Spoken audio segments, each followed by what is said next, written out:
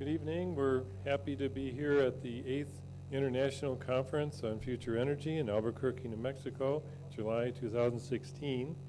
And tonight we have a special guest who is a graduate of Stanford University, Master's in Communication, who's done documentary, film, television, radio, writing. She's had a regional Emmys awarded to her and also a national Emmy nomination, and a Boston Station Peabody Award. She's worked on various films, honored films, and her biography is so lengthy that I'm just highlighting some of the amazing accomplishments that she's made. Lifetime Achievement Award in the Conscious Life Expo. She's been on the History Channel's Ancient Aliens as well as I have, and she's been on lots more times than I have, that's for sure. But she's an authority, and this is exciting to have her here today to tell you firsthand her research, which is ongoing and unstoppable. And I'm surprised at all the awards that she's received, very judiciously, of course. Encyclopedia Britannica Award for Journalistic Excellence. She also has the 3-hour radio news reports that are on, not only coast to coast, but also the, is there a station that you would recommend? 500 stations throughout North America, syndicated radio program.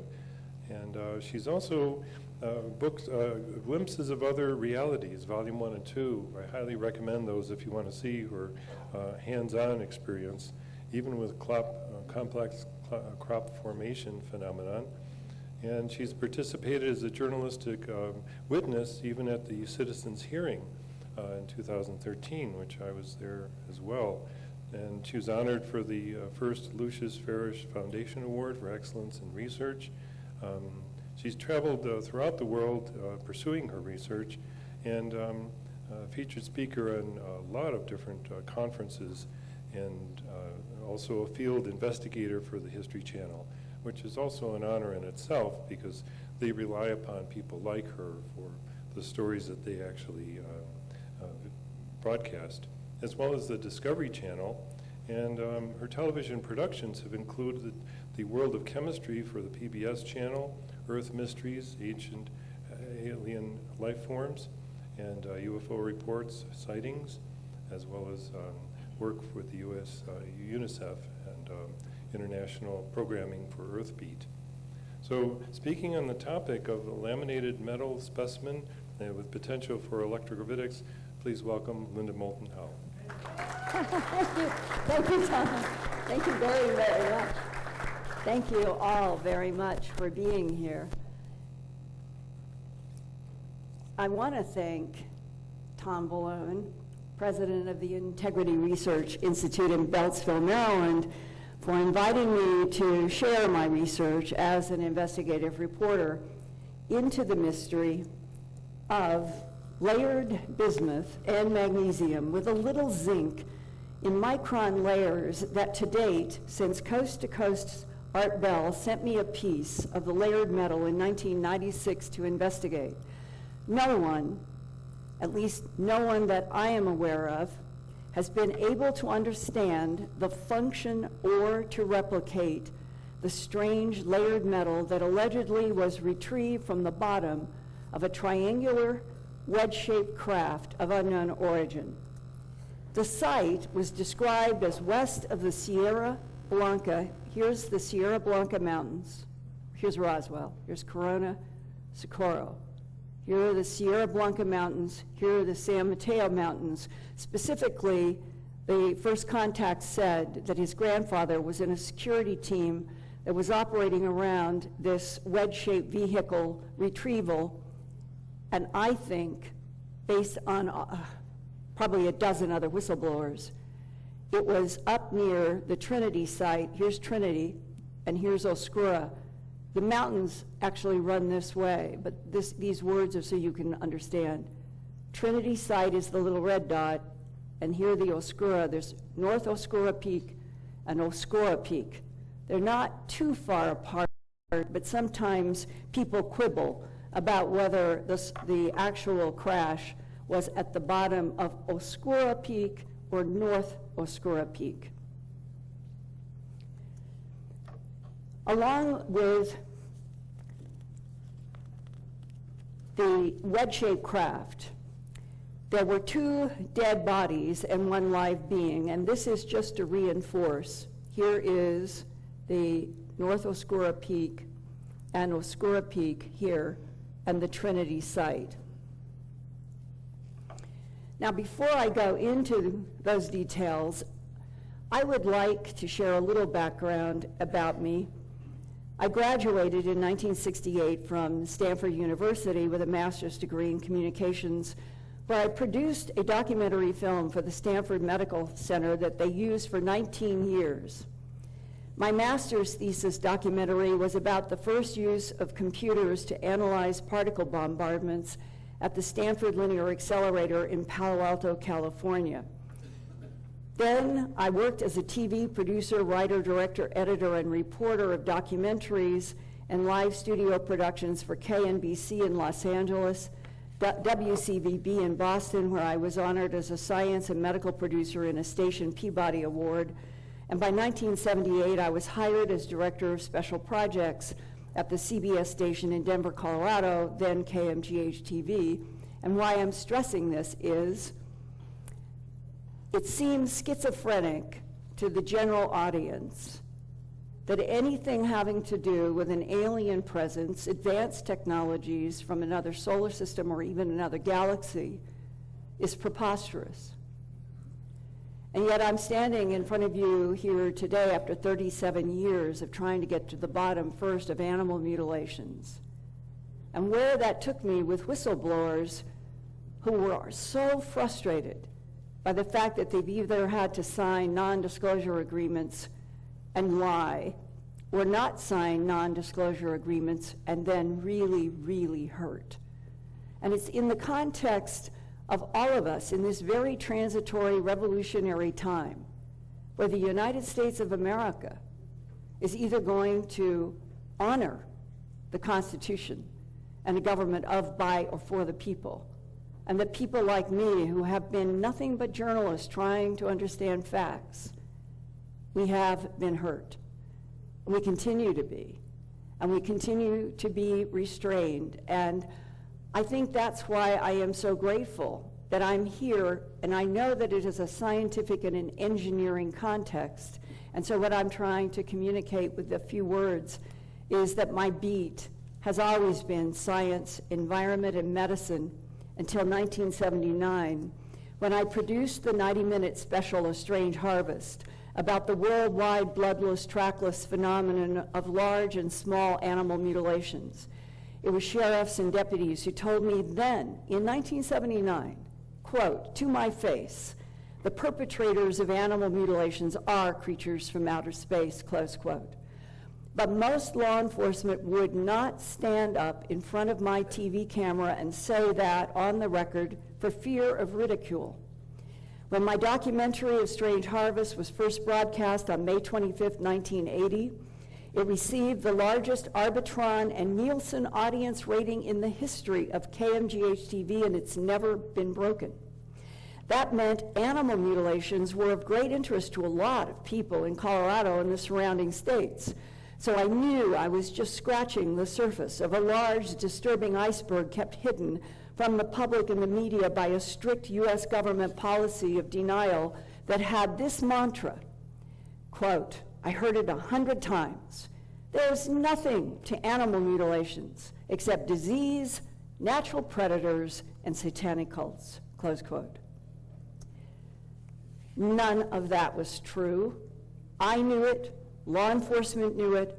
Even the head of animal mutilation investigations at the Royal Canadian Mounted Police in Calgary, Canada, Lynn Lauber, called to tell me he knew he was dealing with ETs.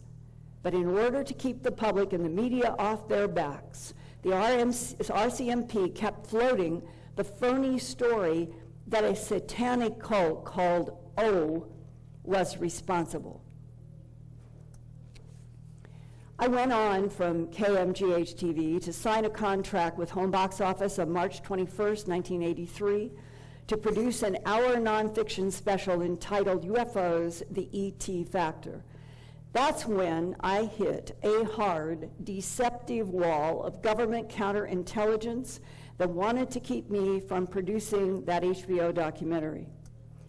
I wrote all about that experience in my first book, released in 1989, and in the newly updated second edition in December 2015 of An Alien Harvest, further evidence linking animal mutilations and human abductions to alien life forms. An Alien Harvest received the 2015 Southwest Book Association's Best Nonfiction Award. It means a lot because the material is so difficult. I've also produced 3 more books, the 2-volume Glimpses of Other Realities, and a book about my research of the crop formation phenomenon entitled Mysterious Lights in Crop Circles. Last year, I also produced an hour Earth Files DVD entitled 10,000 BC, Göbekli Tepe and Ancient Stone Circles, Is It ET Terraforming? In addition to my work as a writer, TV producer, and documentary filmmaker, I began in 1992 to produce radio reports about science, environment, and unexplained phenomena on the nationally syndicated radio broadcast Dreamland, hosted by Art Bell, and a second internationally acclaimed program with Art called Coast to Coast AM. The Dreamland title is slang used at Nellis Air Force Base, Nevada, to describe the top secret Area 51, where highly classified technology and craft are stored and tested. No one argues with that. But for a long time, some have said there are extraterrestrial craft there hidden behind and below the Papoose mountain range that rises along Area 51. Several of my radio interviews have concerned research about alleged extraterrestrial vehicles that had crashed near several places beyond Roswell to Capitan Mountain, Las Cruces, Socorro, Magdalena, and Farmington, New Mexico. Crash retrieval artifacts and entities were taken to Los Alamos Laboratory for top secret protection in the 1947 to 1948 time period. Some of those radio broadcasts that I did from England and Italy were in the summer and fall of 1995. That's when scenes of a 6-fingered and 6-toed humanoid, dissection, and craft debris were broadcast in the UK and United States amid intense controversy about whether or not the film was actually historic.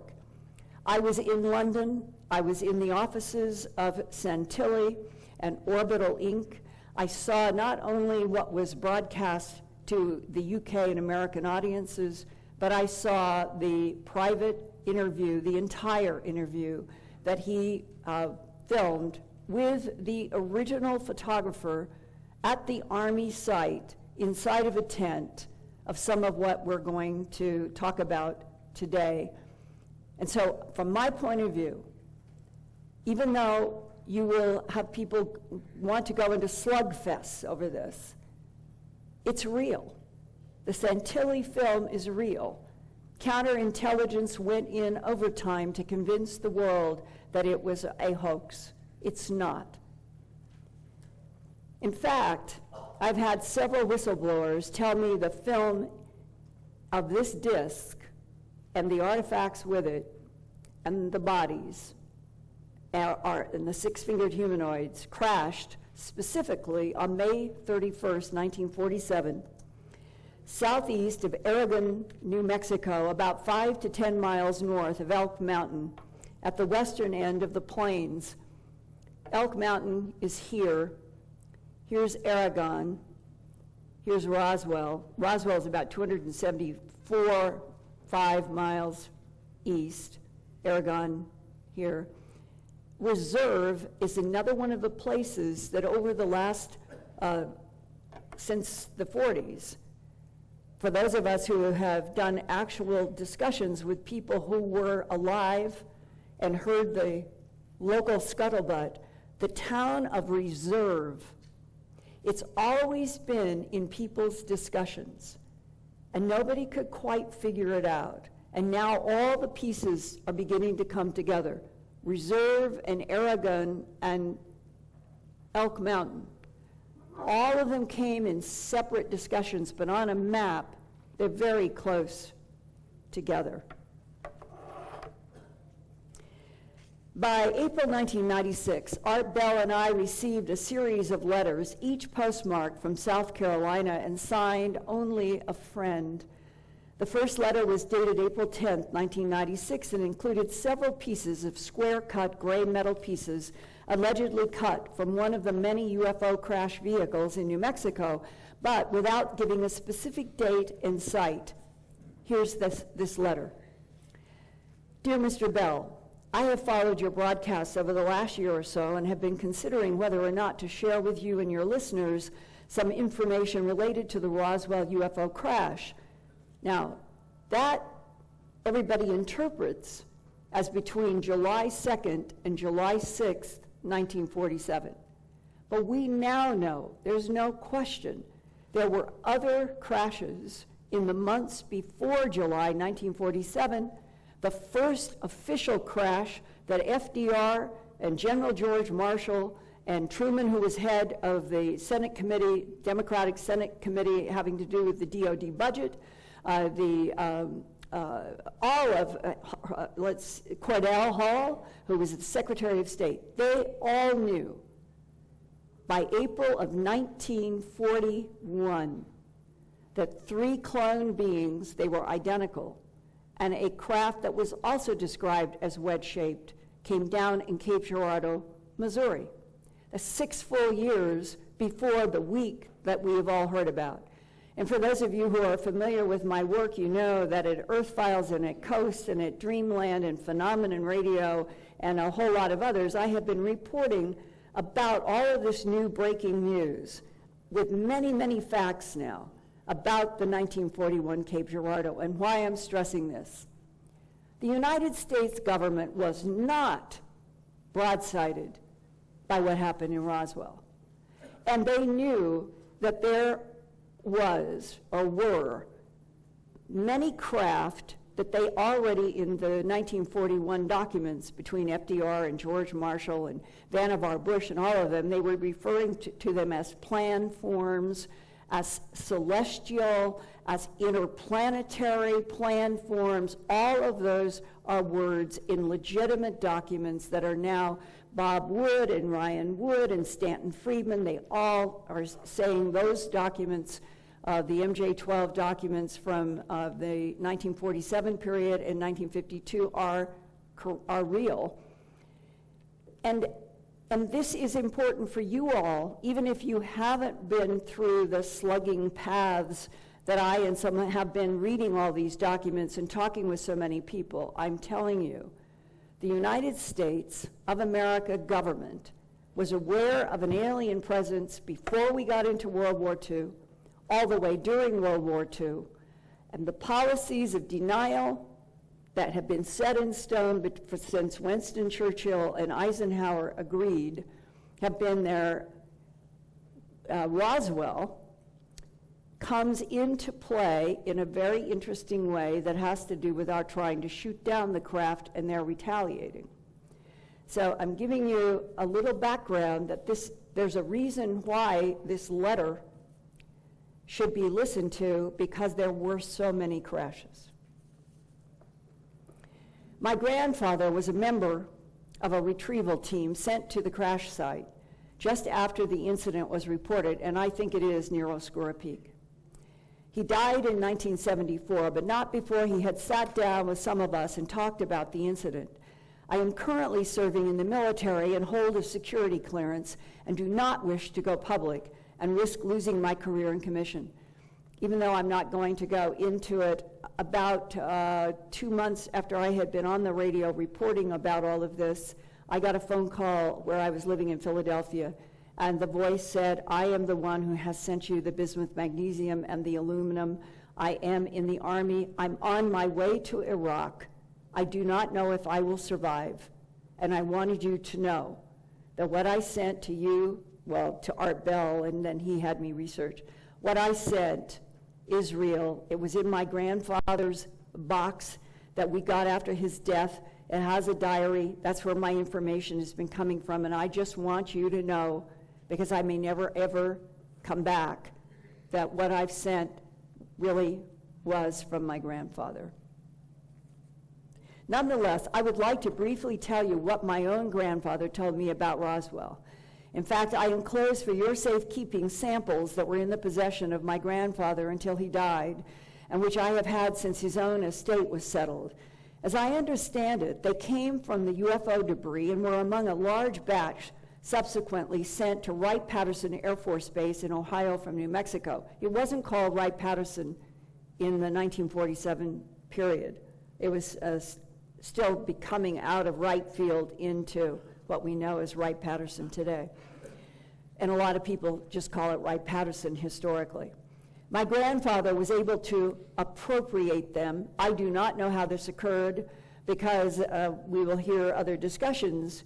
He is surrounding a security team. This thing is glowing, and at some point the light, after 3 hours, dims, and allegedly he goes and pulls pieces. That's the appropriation. I don't know how that's possible, but that's the description. And stated that the metallic samples are, quote, pure extract aluminum, close quote. You will note that they appear old and tempered, and they have been placed in tissue paper and in baggies for posterity. I've had them since 1974, and after considerable thought and reflection, I give them to you. Feel free to share them with any of your friends in the UFO research community. I have listened to many people over the years discuss Roswell and the crash events as reported by many who were either there or who heard about it from eyewitnesses. The recent Roswell movie, and he is referring to the 1995 Race and Tilly film of the six-fingered and six-toed beings. That recent Roswell movie was similar to my grandfather's own account, but a critical element was left out, and it is that which I would like to share. As my granddad stated, the team arrived at the crash site just after the Army Air Force reported the ground zero location. They found 2 dead occupants hurled free of the disc. A lone surviving occupant was found within the disc, and it was apparent its left leg was broken. That word disc, this is another thing that those of us who have investigated for a long time. The shape is a triangle or a wedge. But in 1947, the headlines in newspapers were flying saucer from Kenneth Arnold and disc. And so what you find is in social generations, even if it is a cylinder, a triangle, a sphere, something that looks like a dumbbell, all these different shapes, or a disc, or something that's a triangle, they will call it disc. And that is what's happening here, because all of the descriptions and everything that we know about what actually was retrieved from 3 sites in between July 2nd and 6th of 1947 were all wedge-shaped. None of them were round. A lone surviving occupant was found within the disc, and it was apparent that its left leg was broken. There was a minimal radiation contamination, and it was quickly dispersed with a water solvent wash, and soon the occupant was dispatched for medical assistance and isolation. The bodies were sent to the Wright-Patterson Air Force Base for dispersal. The debris was also loaded onto 3 trucks, which finished the onload just before the sunset. Granddad was part of the team that went with the surviving occupant. The occupant communicated via telepathic means. It spoke perfect English and communicated the following. The disc was a probe ship dispatched from a launch ship that was stationed at the dimensional gateway to the Terran, referring to Earth, the Terran solar system. I know, this sounds like Star Trek. You can imagine what Art Bell and I thought back in 1996 when we got this. But today, it seems mild compared to William Mills Tompkins talking about Draco and other galaxies, and that there's Lynn Buchanan, the remote viewer, says we already have intergalactic trade, and the government is sitting on that. So in the context of 2016, this seems more reasonable. The occupants were part of a race of explorers from a solar system 32 light years from Terra. They had been conducting operations on Terra for over 100 years. Another group were exploring Mars and Io. And Io is one of the moons of Mars. Now today, in July 2016, according to the Atlas of the Universe website, only 5 stars are listed at around the 32 light years distance from Earth, and they are 61 Ursae Majoris, and it is a orange-yellow G8 main sequence star in the constellation Ursa Major. It is a bit smaller and fainter than our sun, and so far they don't know that it has stellar subcompanions. But in the context of what has been reported in nonfiction, in fiction, it is very interesting that this star, 61 Ursa Majoris, has shown up, who knows what government input there has been, in the 1966 film, The Warriors, and the book, The Shape of Space, 1969, Star Trek, did an entire segment on this particular planet, and a 1986 project called 2300 AD. And as you go through these, you will find that each one of them has shown up in fiction since the 1960s. Why? And Alpha Mensae on that list is the brightest star in the constellation Mensa. And this star has a classification of a G7, indicating that it is a G-type main sequence star. It's generating energy by fusing hydrogen into helium at its core, very similar to our sun. And it's located, not exactly at 32, as this man said, but located about 33 light years from the sun, and that an infrared excess has been detected around the star, most likely indicating the presence of a circumstellar disk at a radius of over 147 astronomical units. The temperature of the dust is below 22 Kelvin, and so they think it's either a solar system or a solar system developing. And you go through each of these stars, and there are great interests in all 5 in terms of they are sort of in the sequence of our solar system. So not one of them is identified by this man, and I think it's interesting that there's only 5 currently that would be at approximately a 32 light year distance, in which there has been a tremendous amount of interest since the 1960s by somebody putting it out in fiction. Now, continuing with the South Carolina source's first letter with the metal pieces, he says, each probe ship carried a crew of 3. A launch ship had a crew of 100. That's sort of what Tompkins, the naval flight engineer, who's just had his 93rd birthday. Robert Wood has done a book with him. I did 2.5 hours on Coast to Coast, long reports at Earth Files, Dreamland, some other radio shows like Midnight in the Desert with Jimmy Church, all about William Mills Tompkins, now for the first time in his long life and career, talking about having knowledge of 3 types of extraterrestrials, conflicts between blondes, reptilians and grays, that the planet Earth is involved with trade routes, even if we don't understand it, He has this huge, gigantic picture of Earth that is beyond anything we have been exposed before.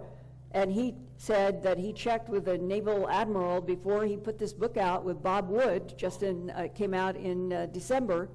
And the admiral said, don't leave anything out. The American people should know this.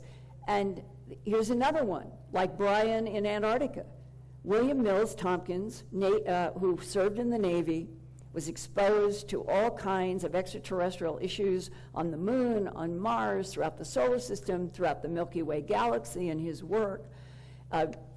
He said that he never was asked once to sign a non-disclosure agreement, but he insists that he was shown lunar, Mars, and other photographs on where there were non-humans active. The photos were of active ETs in those places. So he's not guilty in the United States of America of violating anything any more than Brian in Antarctica. Please keep that in mind. And all of them, none of these people have felt like they could tell anybody until the last year. Think about that. The disk that crashed had collided with a meteor in orbit of Terra and was attempting to compensate its flight vector, but because of the collision, the inner atmospheric propulsion system malfunctioned, and the occupants had sent out a distress signal to their companions on Mars. The launch ship commander made the decision to authorize an attempted soft landing on the New Mexican desert. At the same time, the inter-atmospheric propulsion system had a massive electrical burnout, and the disk was soon virtually helpless. There was another option available to the occupants, but it involved activating the dimensional power plant for deep space travel. Another thing that William Mills Tompkins talks about in great detail. However, it opens an energy vortex around the disk for 1,500 miles in all directions. Activating the dimensional power plant would have resulted in the annihilation of the states of New Mexico, Arizona, California, and portions of Mexico. Possibly even further states would have been affected. Thus, the occupants chose to ride the ship down and hope for the best. They literally sacrificed their lives rather than destroy the population within their proximity. Also, as we know today, the issue of clones, hybrids, and prime intelligence is huge, and I personally am convinced, several other investigators are privately, that most of the so-called pilots of craft, it doesn't matter which country, which hemisphere, I believe are cloned specifically like we would make vacuum cleaners to vacuum a rug. These beings are cloned and programmed a sophisticated biological computer to mutilate animals, abduct people, fly around in disks that are made to crash on purpose in order to get technology into the hands of Homo sapien for reasons that are still not quite clear. The dimensional power plant was self-destructed, and the inter-atmospheric propulsion system also deactivated to prevent the technology from falling into the hands of the Terrans. This was done in accordance with their standing orders in regards to any compromise with contact experiences. Granddad spent a total of 26 weeks in the team that examined and debriefed the lone survivor of the Roswell crash. Granddad's affiliation with the project ended when the occupant was to be transported to a long-term facility. The alien was placed on board a U.S. Air Force, which would have been at the time still in that transition from the U.S. Army airfield to U.S. Air Force in July of '47. A U.S. Air Force transport aircraft that was to be sent to Washington, D.C. The aircraft and all aboard disappeared under mysterious and disturbing circumstances en route to Washington, D.C. It may interest you that 3 fighter aircraft dispatched to investigate a distress call from the transport experienced many electrical malfunctioning system failures as they entered the airspace of the transport's last reported location. No crash or debris of the transport was ever found, and the team was disbanded. I realize I have likely shocked you with this bizarre and incredible account, and seeking to remain unknown likely doesn't do anything for my credibility, and the metal samples only will likely add to the controversy. But I know that you will take this with a grain of salt, and I don't blame you, Mr. Bell. I just hope that you can understand my reasons and my own desire to maintain my career and commission. I am passing through South Carolina with an operational readiness mobility exercise and will mail this just prior to this exercise, possibly from the Charleston area. I will listen to your broadcast to receive any acknowledging or confirmation that you have received this package.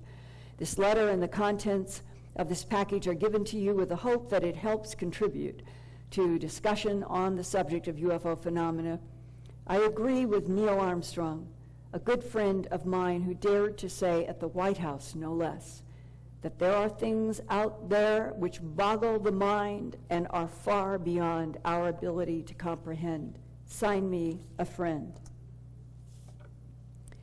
The metal pieces sent by the South Carolina writer were at least hard physical facts I could test. I contacted a scientist in a major Midwestern university who has helped me now for 20 years and still asks me not to reveal him.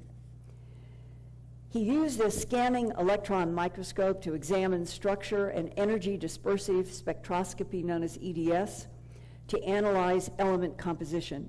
He confirmed that these first metal pieces were greater than 99% aluminum of normal density. After I reported those findings on the radio, we received a second letter dated April 22nd, 1996. Further information regarding the Roswell crash and my own grandfather's affiliation would likely be potentially beneficial in your efforts at correlation and verification. In this regard, I can only say, based on past conversations on the subject with Granddad, that the Retrieval team consisted of 3 segments: the on-site team, the in-house team, and the security team. The credentials of the team members weren't only military related.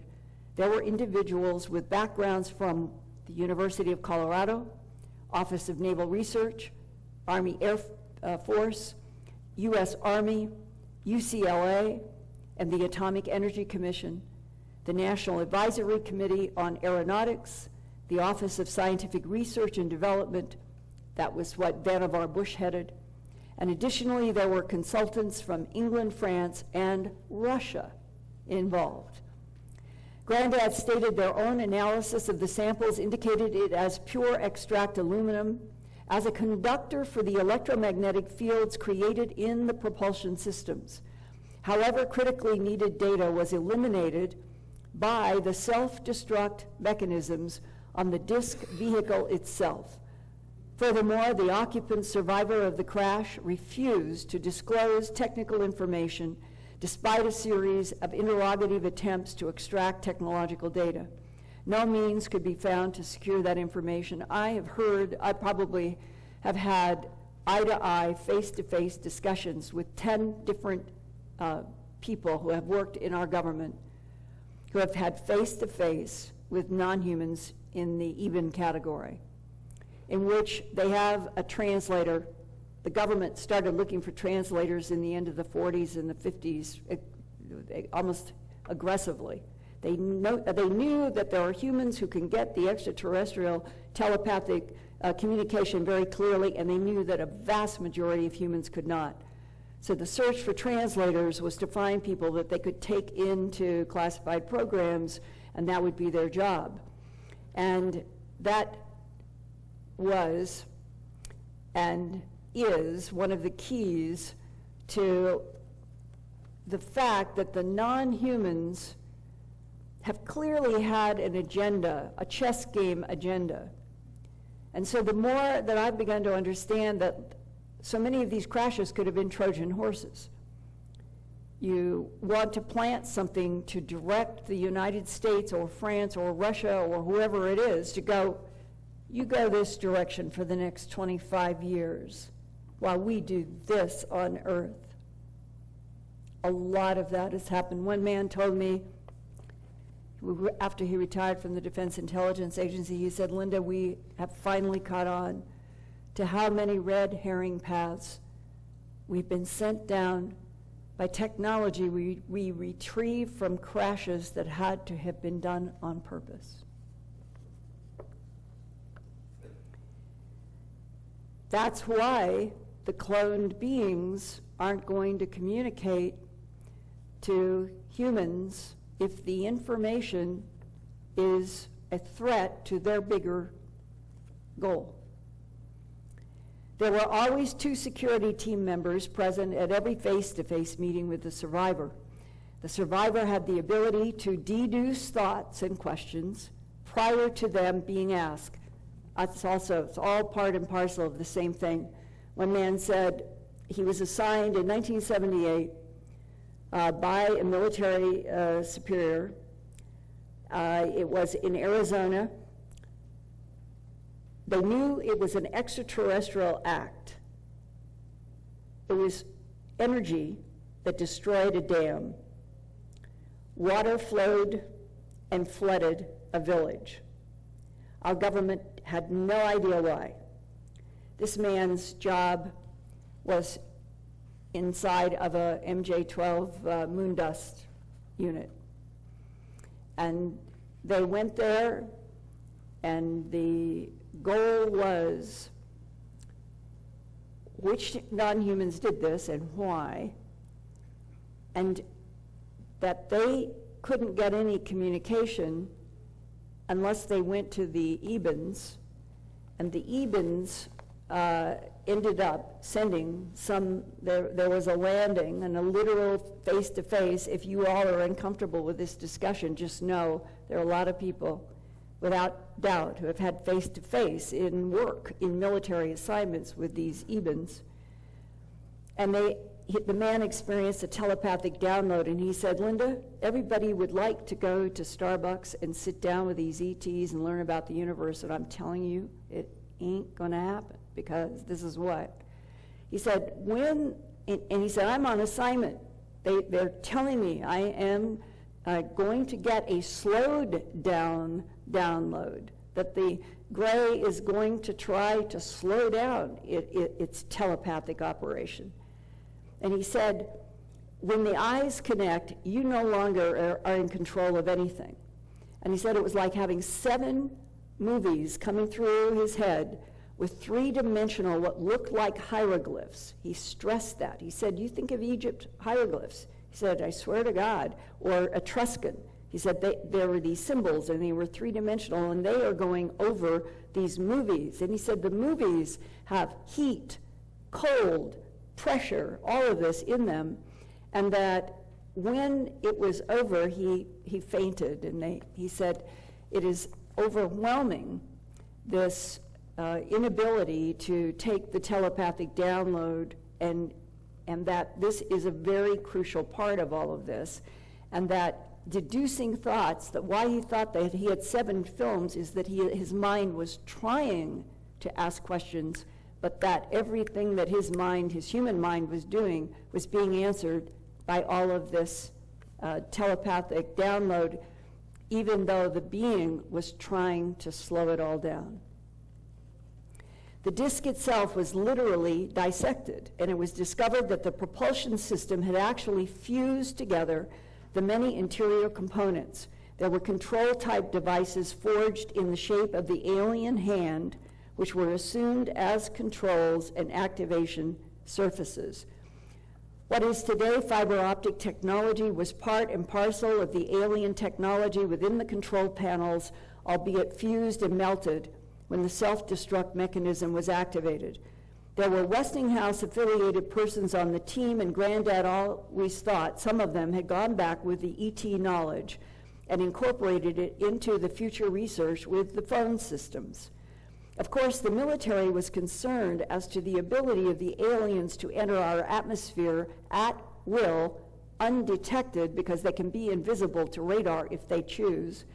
And thus they recommended to the president that a space program be set into motion and that a system of satellites be placed into orbit by 1957. And this satellite system be patched into the then DO line early warning system, which became later NORAD. Granddad stated that it was his opinion that NORAD was formed not only to track possible ICBMs from hostile human nations, but as an established detection system for UFO craft. That is why the armed forces, or that is why the NASA Space Agency has been incorporated by and large with our armed forces, and there are so many classified missions.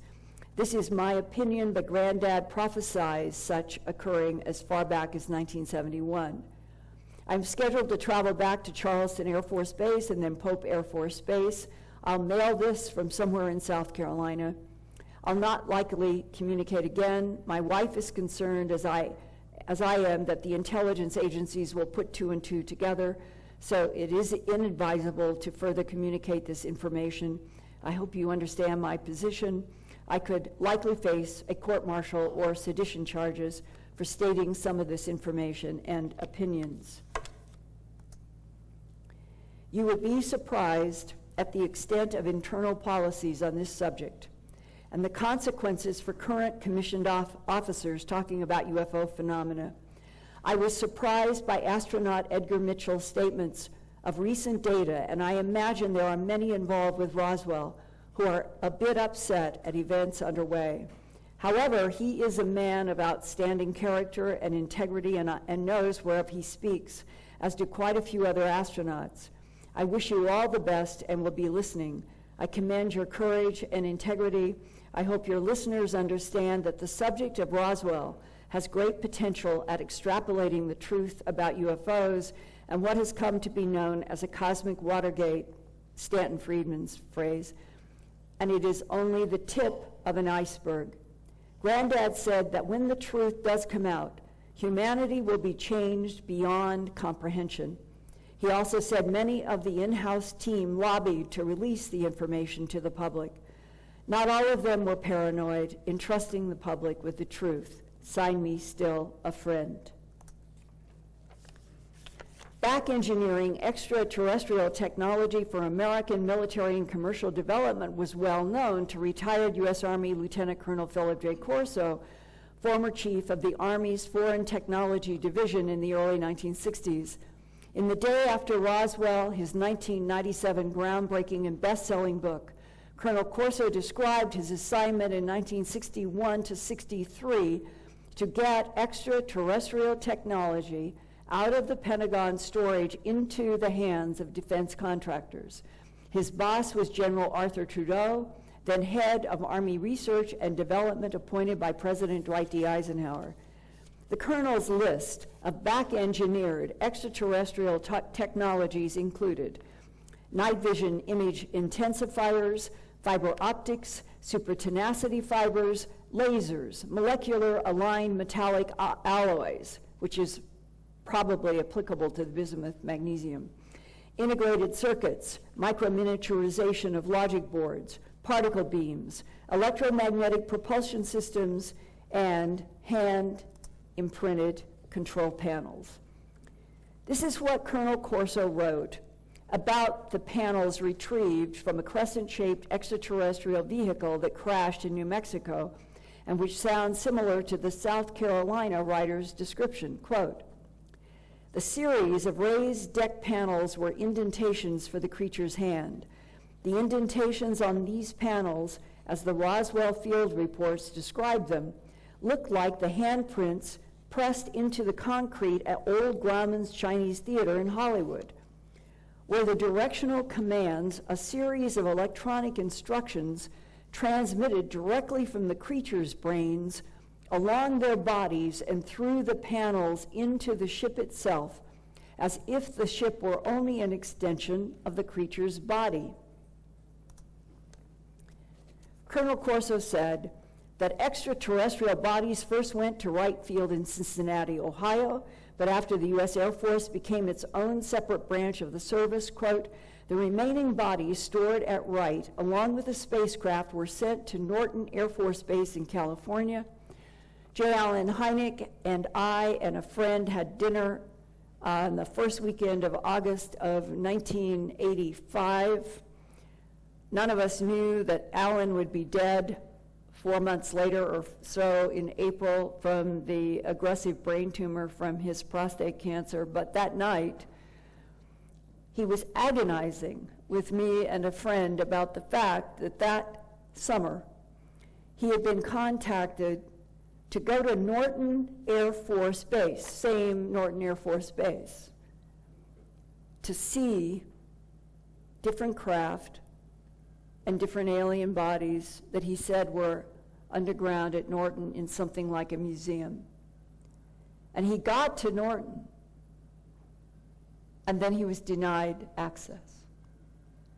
And J. Allen Hynek, at the end of his life, sitting there with him at that dinner that night, I'll never forget how he grabbed a hold of my right arm at the dinner table, strongly, with tears in his eyes. Linda, do you think that we'll ever be vindicated in our lives?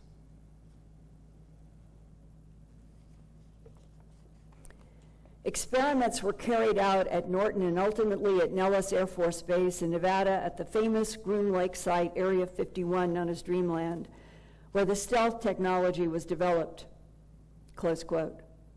The colonel said that the U.S. Air Force and CIA maintained a kind of alien technology museum at Norton Air Force Base, exactly what J. Allen Hynek had been told that he would see. Norton Air Force Base was closed down in the 1990s, and one wonders where the Alien Technology Museum went, or if it's still there. Is it underground or disguised in some way, like a library? Colonel Corso said the motives of the extraterrestrials were puzzling and of great concern to government insiders when he worked in the White House National Security Staff under President Dwight Eisenhower and later in the Pentagon under General Arthur Trudeau. The priority of the U.S. government was to get as much advanced extraterrestrial technology as possible, keep it out of the hands of Cold War enemies, which specifically were the Soviets or today's Russians, while pushing through weapons development that might reduce the advantage of the advanced and potentially threatening non-human intelligence. And Colonel Corso wrote on pages 180 to 182 in his book. In the Pentagon from 1961 to 1963, I reviewed field reports from local and state policy agencies about the discoveries of dead cattle whose carcasses looked as though they had been systematically mutilated, and reports from people who claimed to have been abducted by aliens and experimented upon. One of the common threads in these stories were reports by the self-described abductees of being subjected to some sort of probing or even a form of surgery with controlled, intense pencil-thin beams of light, close quote, which Colonel Corso associated with laser instruments retrieved from downed spacecraft. Quote, local police reported that when veterinarians were called to the scene to examine the dead cattle left in fields, they often found evidence not just that the animal's blood had been drained, but that entire organs were removed with such surgical skill that it couldn't have been the work of predators or vandals removing the organs for some depraved ritual. I also remembered that both civilian and military intelligence personnel attached to the staffs of individuals who worked for the Hillenketter and Twining working groups on UFOs in the 1950s were actively engaging in research into the kinds of surgical methods that would produce crime scene evidence like this. Although the first public reports of cattle mutilation surfaced around 1967 in Colorado, at the White House we were reading about the mutilation stories that had been kept out of the press as far back as the middle 1950s, especially in the area around Colorado. Our intelligence organizations, and especially the working group, believed that the cattle mutilations that could not be obviously explained away as pranks, predators, or ritual slaughter were the results of interventions by extraterrestrials who were harvesting specific organs for experimentation.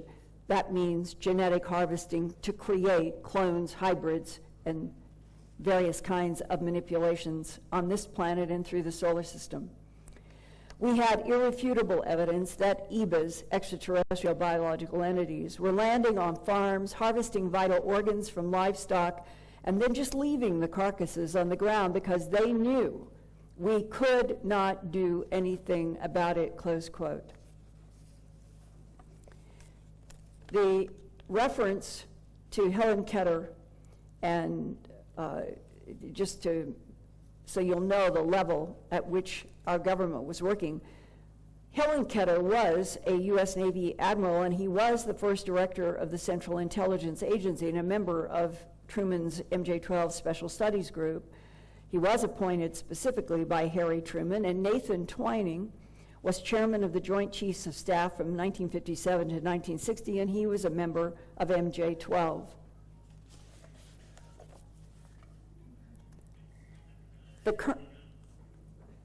What is that? A cell phone? Please. I guess it's sober stuff. Bring in some levity. The colonel agreed the government had extraterrestrial artifacts from more than one spacecraft. He said that during the Norton Air Force Base testing, it was discovered that, quote, the entire vehicle functioned just like a giant capacitor. The craft itself stored the energy necessary to propagate the magnetic wave that elevated it, as if gravity were being folded around the outside of the wave that enveloped the craft. Somehow the pilots became part of the electrical circuitry of the vehicle, vectoring it in a way similar to the way you order a voluntary muscle to move, close quote. The colonel told me how amazed military and science investigators were about the spacecraft functioning as an extension of the being's neurological systems, including their molecularly aligned and strengthened flight suits and hand-imprinted control panels. The six-fingered hand-imprinted panels were filmed by a former U.S. Air Force cameraman who said those panels were retrieved from a vehicle that crashed on May 31st, 1947. Another May 31st date has also been associated with a crash. It was described to me by a New Mexico resident. He said he has talked to a ranch family in the plains of San Augustine who wanted to remain anonymous. Their story is that the former ranch owner, his teenage son, and a hired hand heard a loud explosion near their property on the evening of May 31st, 1947. The father was outside on a tractor and saw something crash on a mesa a few miles north of Elk Mountain at the southern end of the plains and southeast of Aragon, the map that I showed in the beginning. And now, here's that map again. In the next 2 days, the rancher asked a Magdalena doctor who had surveying equipment to help survey some property above his ranch. The rancher, his teenage son, hired hand, and doctor rode horseback up to about 4,000 feet toward Elk Mountain. There they saw an Army helicopter hovering over what they first assumed was a crashed airplane. Very thin silver material was torn and scattered on the ground, and military personnel were picking it up. While the ranch owner talked to a military man about who was going to clean up his land and pay for any damage, the doctor got off his horse and walked through some of the debris. Then a military policeman and an Army officer approached and told the rancher he could not go further because it was an off-limits military zone, so the four left. The son said later he heard the doctor tell his dad that before the Army kicked them out, he found a body, quote, that was not human. It had real big eyes and real strange-looking arms and hands, close quote. The rancher's son also remembered seeing a tent set up around tables covered with pieces of crash debris and one big piece that looked, quote, like a seat from a Ferris wheel with a curved top, close quote. A few days later, 2 Army officers and a civilian brought U.S. Army damage claim forms to the ranch.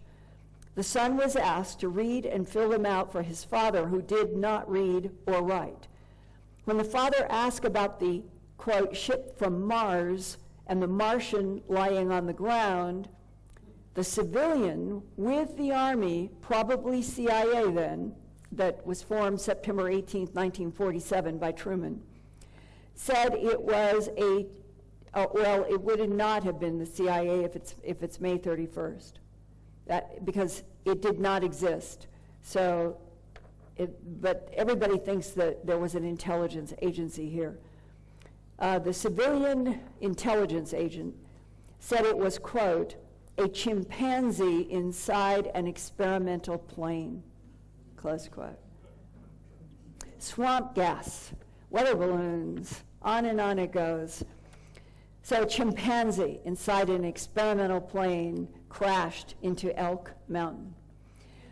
When the father challenged that explanation, the civilian intelligence agent offered to bypass the paperwork and pay the father cash then and there if the rancher would sign a statement relinquishing any claims against the United States government and would promise to turn over to the Army anything else found at the crash site. The rancher and doctor, now deceased, were certain there was a cover-up about a crashed flying saucer, but the only thing they heard in public after that was a military plane had crashed near Reserve, New Mexico, a little southwest of Oregon, New Mexico. That's the story. That's why Reserve got inserted into all of this a long time ago, much to a lot of our confusions.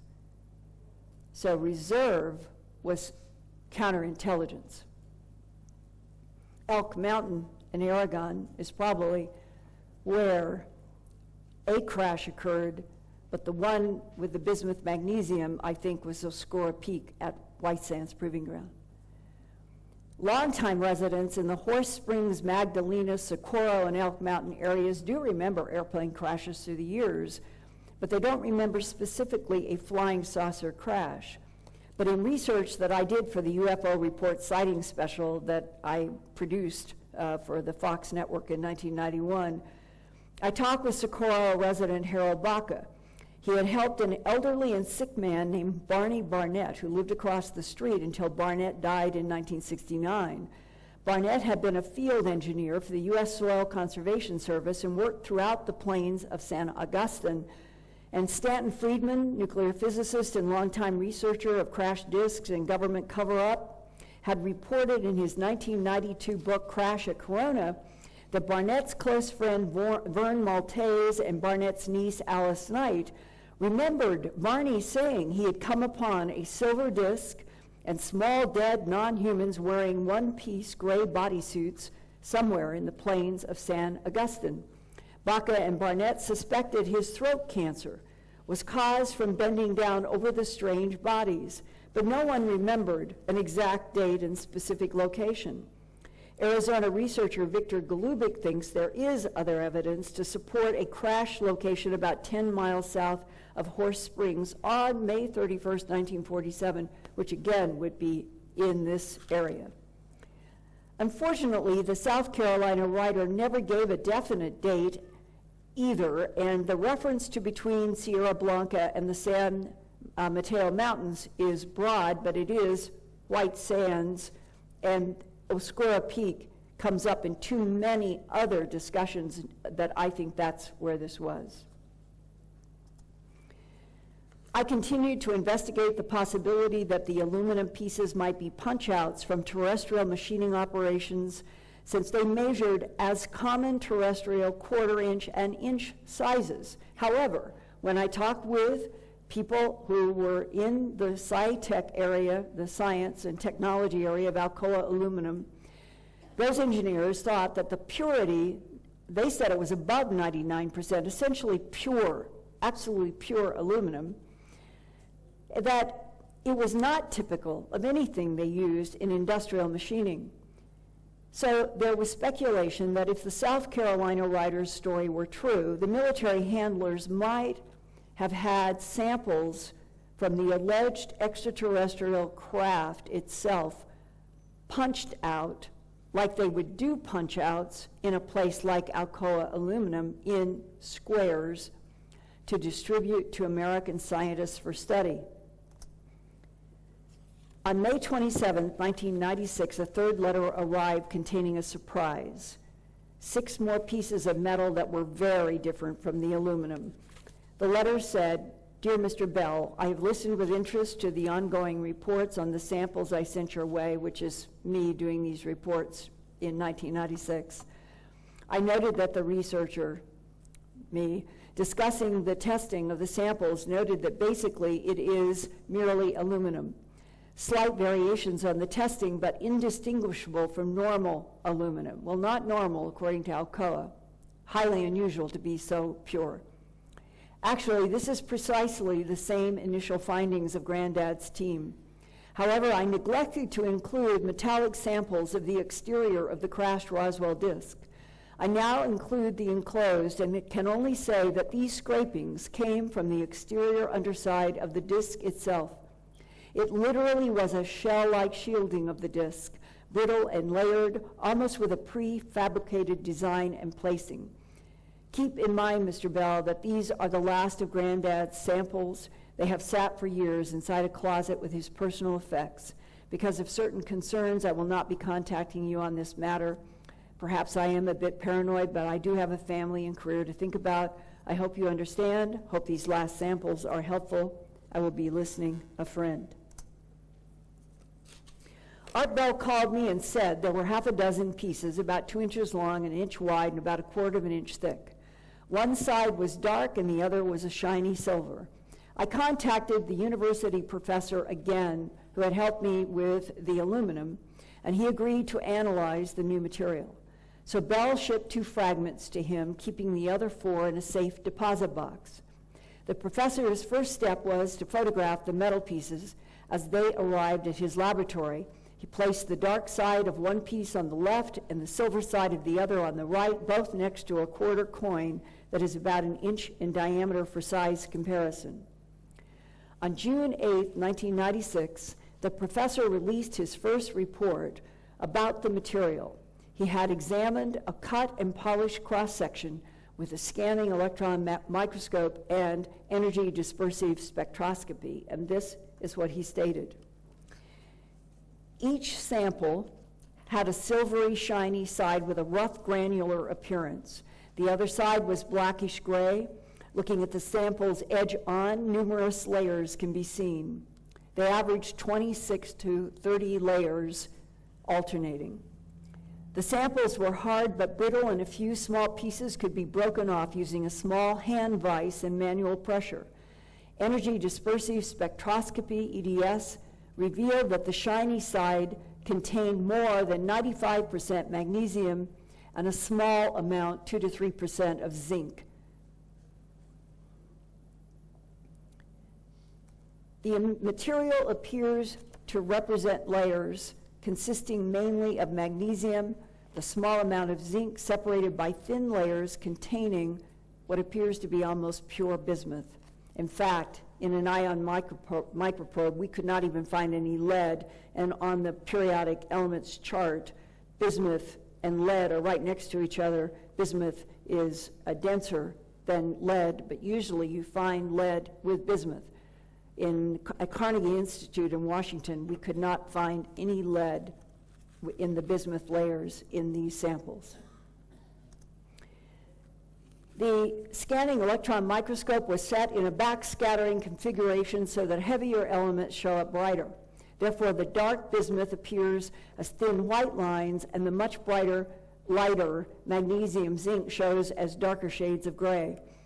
The professor measured the layers and found that the thin, wavy lines of bismuth varied from 1 to 4 microns, which is about half the diameter of a human blood cell, and the magnesium-zinc varied from 100 to 200 microns. One scientist thought the waviness might be a fractal wave pattern calculated in the layered materials construction, perhaps to better resonate with a specific frequency, or the waviness might be the result of heat absorbed in the metal's production or function. And today, several people think if there was a self-destruct mechanism that destroyed the propulsion system deliberately, and that the alien that was retrieved would not address anything about the propulsion system on that craft, that the wavy lines that run very consistently through all of these very well-shaped pieces of layered metal, it might be that we are seeing the artifacts of extreme heat from that event. This is not clear. It's confusing.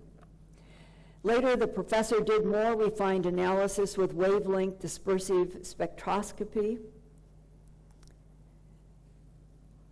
He said, I'm getting ahead of myself here. The material corresponds to layers of bismuth and magnesium-zinc, with the weight percent of the zinc varying slightly from about 2.4% to 2.9% between nearly pure bismuth layers. There's no zirconium that could be detected with the magnesium-zinc area, which is frequently found in magnesium-zinc alloys, close quote.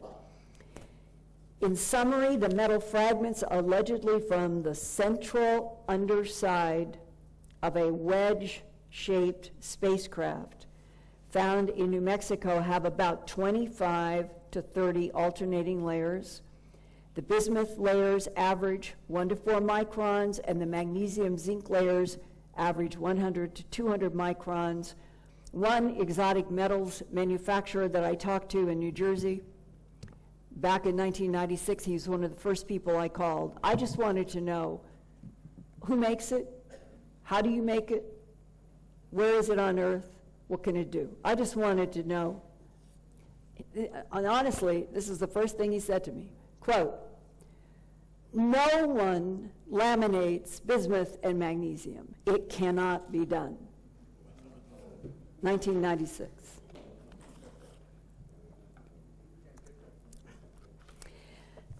Bismuth is a hard, brittle, metallic element that is grayish-white with a tinge of red, and that pink color in the stomach medicine Pepto-Bismol comes from a bismuth ingredient.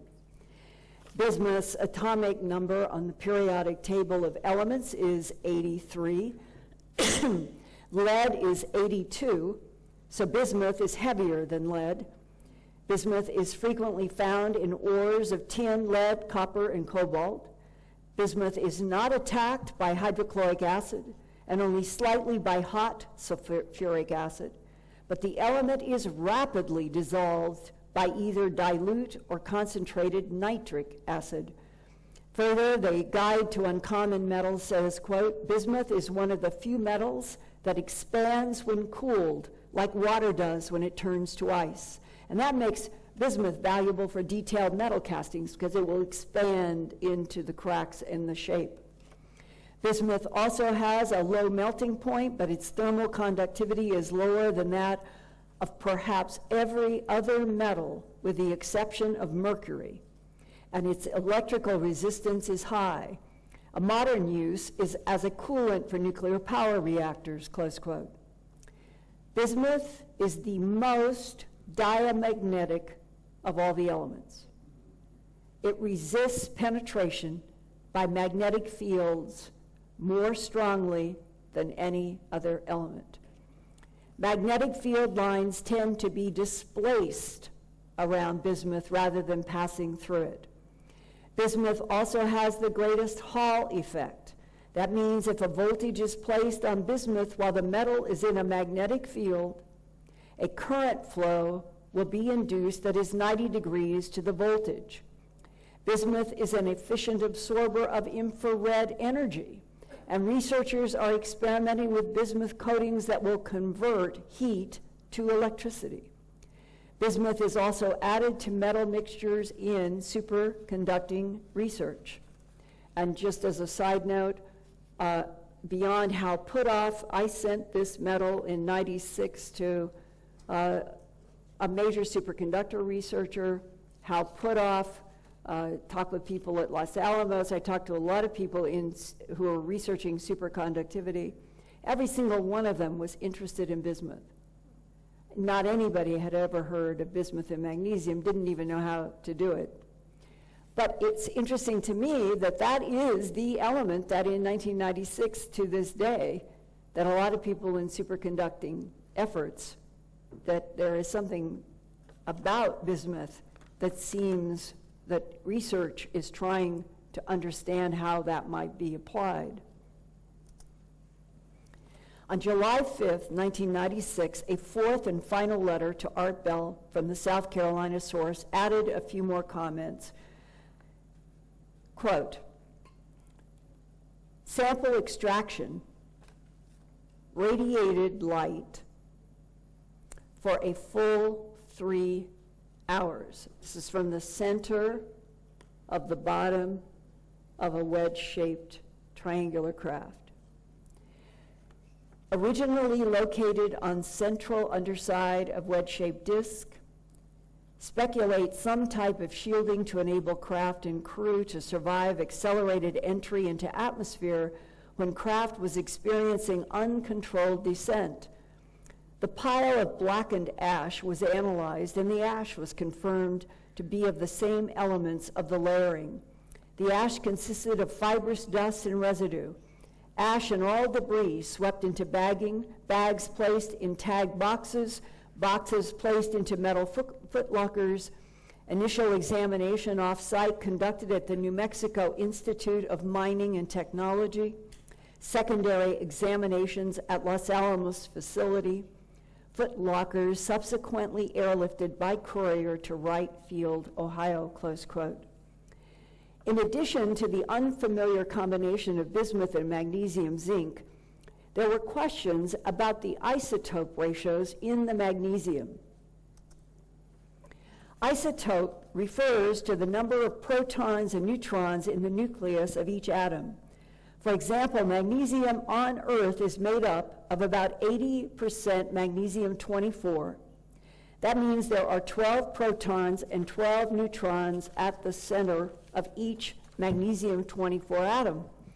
The other 20% is equally divided between magnesium-25, which has 1 additional neutron compared to magnesium-24, and magnesium-26, which has 2 additional neutrons compared to magnesium-24.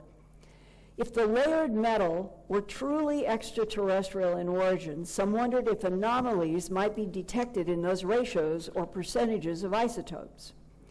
One such anomaly that some of you probably have heard about was reported in 1957 when a metal fragment allegedly from a UFO in Ubatuba, Sao Paulo, Brazil, was analyzed by the Brazilian government in laboratory tests.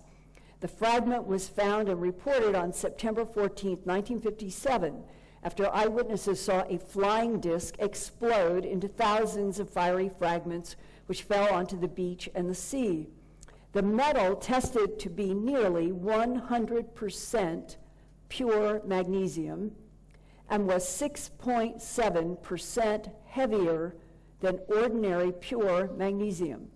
Former NASA scientist Paul Hill, who is the author of the 1995 book Unconventional Flying Objects, A Scientific Analysis, it is considered required reading by anybody serious in this field. Paul Hill calculated that the density anomaly could be explained if the metal were the pure isotope magnesium-26 not found naturally on Earth. Supposedly, that's what he found. And then what happened? The report came out, and the metal disappears. No way for anybody to do a reality check. I learned that an ion microprobe, which could analyze magnesium, I don't know why these images look so silkscreeny here. I learned that there was an ion microprobe which could analyze magnesium isotopes, and it had just been installed at the Carnegie Institution of Washington, D.C. back in '96. And after discussions with Dr. Eric Howe in the Department of Terrestrial Magnetism, he agreed to analyze the layered bismuth magnesium metal. I drove to Washington, D.C. from Philadelphia, where I lived at the time, on July 20th, 1996.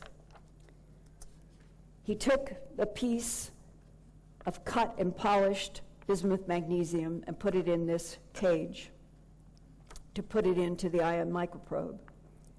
Dr. Howe found about 11% more magnesium-26 in our mysterious sample, but still not outside terrestrial ranges for magnesium metal.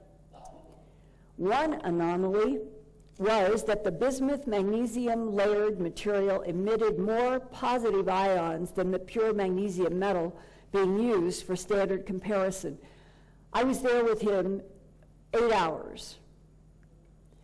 And the 8 hours, half of them were his own scientific curiosity.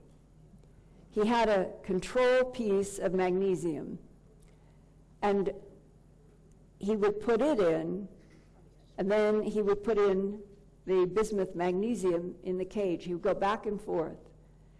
And over 4 hours, he was frustrated because he couldn't understand why he was getting 60 times the emission of positive ions out of the sample. And he did it for 4 hours and other work because he said, I don't know if I'm dealing with a machine anomaly. I don't know what I'm dealing with here, but he said this is definitely out of the normal, and he never did understand. He said the bismuth magnesium sample gave count rates of positive magnesium ions which were enhanced 60 times more than in the pure magnesium metal standard. He suggested 3 possible reasons for the difference. First, he explained that the zinc might act as a catalyst for magnesium ionization. Second, the catalytic process might be enhanced if there were a distinctive arrangement in the magnesium crystal structure which related to how the material was originally constructed. And I think every advanced scientist who has dealt with this thinks. In fact, the Cranford lab in London, they had it for a month in December of 1996. And my question to them, they weren't charging anything, they wanted to look at it. They said it was definitely the arrangements of the atoms in the bismuth and magnesium appeared to be calculated by intelligence, I believe is the way they put it. Third, if oxygen were somewhere in the sample, it could enhance magnesium ionization, but Howe said there was nothing in any of the ion microprobe spectra that showed any oxygen whatsoever. Another scientist tried to make it. This was a guy who was working in solar cell manufacturing. He took to vacuum vapor deposition. I was in his lab. I watched the beginning. He slowed down the vacuum process to building a layer, one layer of bismuth, and then one layer of magnesium-zinc, trying to match one layer every 7 days. And he made 4 layers in 28 days. And he sent me what he made with vacuum vapor deposition, using as close to the percentages of what we were dealing with in magnesium, zinc, and bismuth. And it was so funny to me because here is this beautiful, strange material that may have been altered in ways we have not a clue in a deliberate shoot down or whatever it is, alien, and it was doing something on the bottom of a wedge-shaped vehicle, and the humans are trying to duplicate it, and he sends me these 4 layers that took 1 month to make. It was a square inch, like a postage stamp. And within 10 days of keeping it in a plastic bag on a shelf, never touching it, all of the bismuth delaminated. It looked like I had pepper. I had little white, they weren't silver. There was nothing about it that looked like this, but it was just so interesting that this guy and another person at Los Alamos said, well, we can do it if we apply money. And this guy said, well, I can do it. I can do it with vacuum vapor deposition. No, did not make it. Nobody has made it. I've talked about this with Howe Putoff. I would welcome anybody here and beyond, if you can find anyone anywhere who can duplicate magnesium-zinc in the 96.4, 2.6 alloy. And it is essentially pure bismuth, 1 to 4 microns, sandwiched with 100 to 200 microns. Nobody knows why it was made, what it did, and nobody seems to be able, even in 2016, to accept the challenge. It keeps being repeated out there. Somebody make this.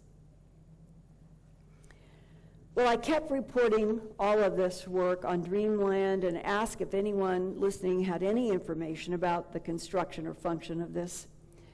And I contacted the director of material sciences at MIT in Cambridge. I contacted the National Science Foundation.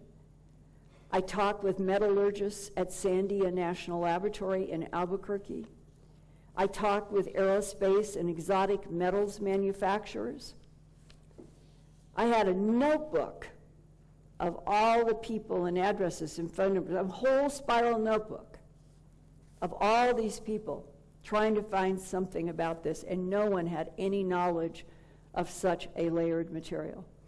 Spec metals' possible function included resisting or detecting magnetic fields, and this led to research with Travis Taylor down at Redstone Army Arsenal. I went down there. He took a piece of the bismuth magnesium and put it on a plastic insulator, and it was a Van de Graaff, and we had gotten information from a whistleblower.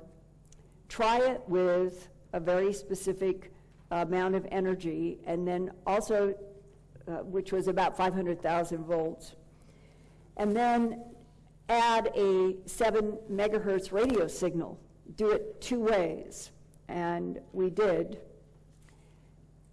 And he thought he had controlled, this is what he did for a living for the Department of Defense and the Defense Intelligence Agency. He's a first-class physicist. And he even asked the DIA, can I work with Linda Moulton Howe on this bismuth magnesium material? He called me up and he said, they know all about you. They seem to listen to you on the radio. They're very interested in this bismuth magnesium layered material you're reporting about with Art Bell. And they said, yeah, you can work with her as long as every single thing that you do and find, you report back to the Defense Intelligence Agency. And we laughed because it said to us, they didn't know what it was either. Travis was puzzled, said maybe that waviness relates to if you have a kind of propulsion system that is dealing with manipulating magnetic field lines, maybe there is something that if you can layer with bismuth that is so diamagnetic that you can control in either dynamic magnetic fields or static magnetic fields, neutralizing gravity and turn something into a lifting body. So he said, I know somebody who is working for the DoD on anti-gravity right now in California. They're very interested in getting a piece of this. He said, I will give you my personal promise if you'll send a piece. But you can't interview anybody, you can't say the name of the company, but for sheer, let's see if this will react. Will it turn into a lifting body in dynamic or static magnetic fields ranging through a whole series of frequencies? So a guy in California had a piece for 2 months, many interesting phone calls. But Travis, I was there, and here we had the piece. It's actually on a video, and I just don't have it converted to DVD. I should do that. When the 7 megahertz signal was turned on in addition to the 500,000 volt field, and only then, when we did it off, on, that 7 megahertz radio frequency signal, the bismuth magnesium that was sitting on plastic started doing this. And at one point, it moved this way. And all of a sudden, and Eric was not sure what he did, he went to adjust the radio frequency, and the magnesium literally leaped out into the air and onto the floor. That was a lifting body, but not exactly the way we thought. Whatever the layered bismuth and magnesium-zinc's function might be, it does remain a mystery to this day. The information from the South Carolina source could be a controlled government release into public consciousness without the political commitment of official sanction. There's lots of that being done through reporters, Hollywood, it's happening everywhere. In this case, I think this was a real Army guy with a real grandfather who really did serve security. If government insiders do know about layered bismuth magnesium and the extraterrestrial wedge-shaped craft, their silence is consistent with a policy of cover-up since at least the early 1940s. At least one political representative that I know knows a lot about New Mexico UFOs and our government's strict policy of lies and silence about the alien presence on Earth. He is former New Mexico State Representative Andrew Kistner, who told me about his official research into the 1947 V-2 rocket program, UFO crashes and retrievals in New Mexico.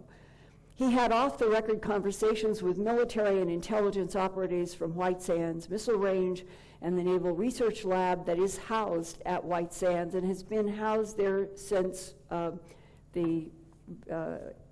the war. When we were setting rockets, the Navy has always been intimately involved with UFOs. Representative Kistner had assembled many old newspaper articles and some leaked documents that he shared with me, and he said that he learned from a Naval Research Lab contact at White Sands that in the 1940s to early 1950s there was an American government policy to shoot down unidentified aerial discs, and Leonard Stringfield told me the same thing at his house, eye to eye, that when he was in the Air Force, the reason he became so interested in UFOs is that he knew that there was a secret policy that the United States was deliberately trying to use microwaves and anything it could to shoot down extraterrestrial, I'll use the word, or alien presence, technology in the skies. But the truth is, to Kistner, Stringfield, and a whole long list, the craft always retaliated. The craft always retaliated. It is one of the biggest, best kept secrets. That sentence alone, I could do another 2 hours. Many of our pilots died, which forced an end. That's what Len Stringfield told me all the way back in the 80s, to our shoot-down policy. Andy Kistner said he learned that President Harry S. Truman ordered a policy of denial in the interest of national security about all UFO crash retrievals. He was scared. They had planes, civilian planes, that were being taken out of the skies in crashes by UFOs. They knew it. His classified order that set all of this secrecy and lies and black programs, and I think a black underbelly of the United States of America that is part of the reason why we are in such a mess today.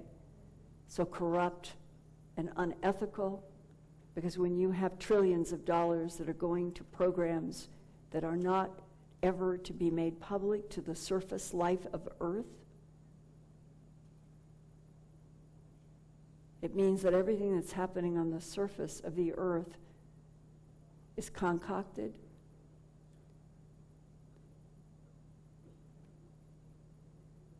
And if you concoct a surface layer to hide and camouflage the underground layer,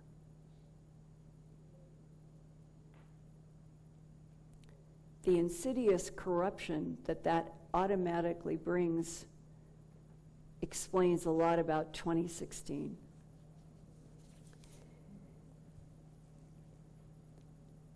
To underscore the reality of the extraterrestrial presence and government knowledge about it, I would like to share excerpts from a videotaped interview that I did on April 24th, 2006, with one of the few military sources in my career who has been willing to talk on the record, on camera, with their face about extraterrestrial biological entities.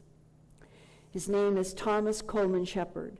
He served in the United States Navy from September 1975 until his retirement 20 years later in 1995 as an E-7 Chief Petty Officer, Chief Yeoman. Tom is now 62 years old and wants to be on the record about his extraterrestrial knowledge because he told me, quote, "I can't believe our government is still keeping it a secret," close quote. Tom strongly feels that the public should be told the truth. Here is Thomas Coleman Shepard's naval history of assignments from March 26, 1976 to 1978 with the amphibious Group 1 pack at White Beach in Okinawa, Japan. Now we're going back 40 years to Thanksgiving night in 1976. Tom was stationed at White Beach Naval Base in Okinawa. At the time, he was a seaman apprentice to the staff of the commander of the amphibious Group 1. Most of his work was clerical. That Thanksgiving night, he was in the administration building with two other men, Robert Turman and Craig Howard. Howard was mechanically gifted and liked to prove he could get into sensitive areas that were off limits.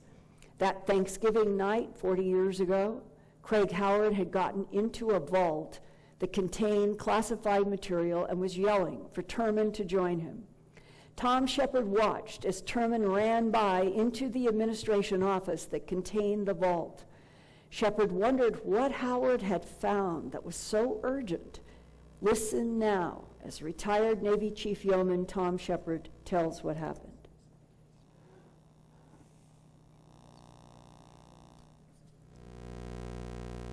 And I saw Howard and Topin go into the vault. And they were in there for about 5 minutes. And Howard comes out first, and Topin follows. And Topin's kind of got tears in his eyes, and he said that it's true. Well, this really caught my attention, so I was really astounded to hear, this kind of reaction from him. So then Howard, he calls me over and says, "Come on in." So I go in there, right, and it's a vault, and it's a small room. It's got the filing cabinets and the safes. And it's got a table right there in the middle of the vault. The table's about the size of this, but square and taller. And on that table, he had this file laid out. And this file was, it was like all spread out on the table there, okay? And it had photographs and documents and the covers and everything. And he said, "This is what it's all about," and he handed me one of the photographs.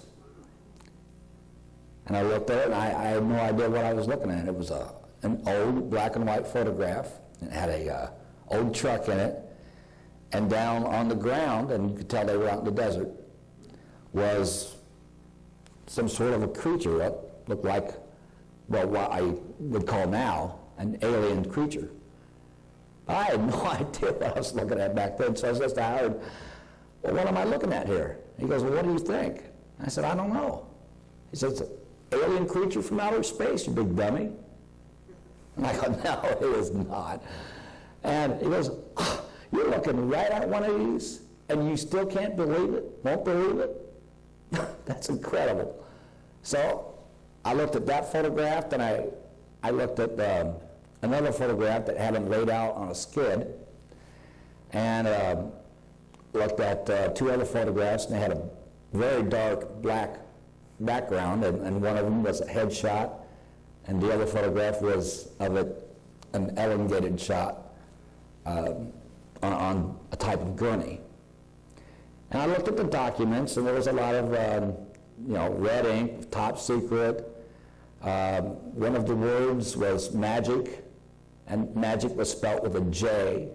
And I even made a comment to Howard. I said, look at here, they can't even spell magic right. They spelled it with a J.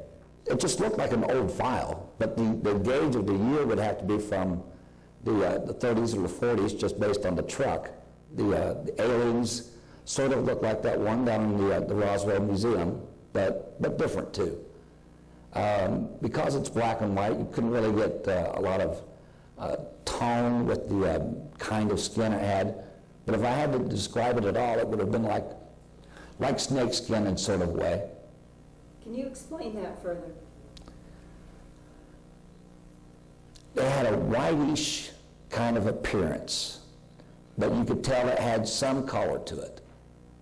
And if I had to describe it as matches any other type of animal that I know of, it would have been like that of a white snake, say. And could you discern scales? Not really, no. No, but you could tell that they just looked like bumps, and who knows what they were. And it was throughout. But mostly like on the arm area and on the head area. And was this being wearing any clothes? No, you could tell it. And here are some renditions of drawings that I made of the photographs that I saw in Okinawa. And what you have here is a desert and the alien entity. Here's the guy in the jeans and the cowboy boots. Here's the truck, and here's the entity in the truck looking out. And in the actual photograph, though, you could barely make him out because of the angle of the sun and what it was doing from the slats to him. So I had to actually have this pointed out to me. This is what we call photograph number one. This is another rendition. This is at the aircraft hangar. Okay. Pretty much, this is really a rendition because of the angle. I really am not an artist, okay, so I couldn't really draw it to the right angle. But over here is the military man in his khaki pants, his brown shoes, and this is the front of the aircraft hangar. This is the opening here. And I tried to, what really stood out for me in this photograph was the angle of the slants from the panes of the windows from the hangar, of the style of hangar that it was. Mm-hmm. And here's the alien that's mostly intact, and next to him, or it, is the other alien that was crumpling in a fetal position, and most of its side had been badly damaged. And here's the alien that's next to it, and I tried to make a rendition here of the crumpling and everything, but I didn't do a good job really.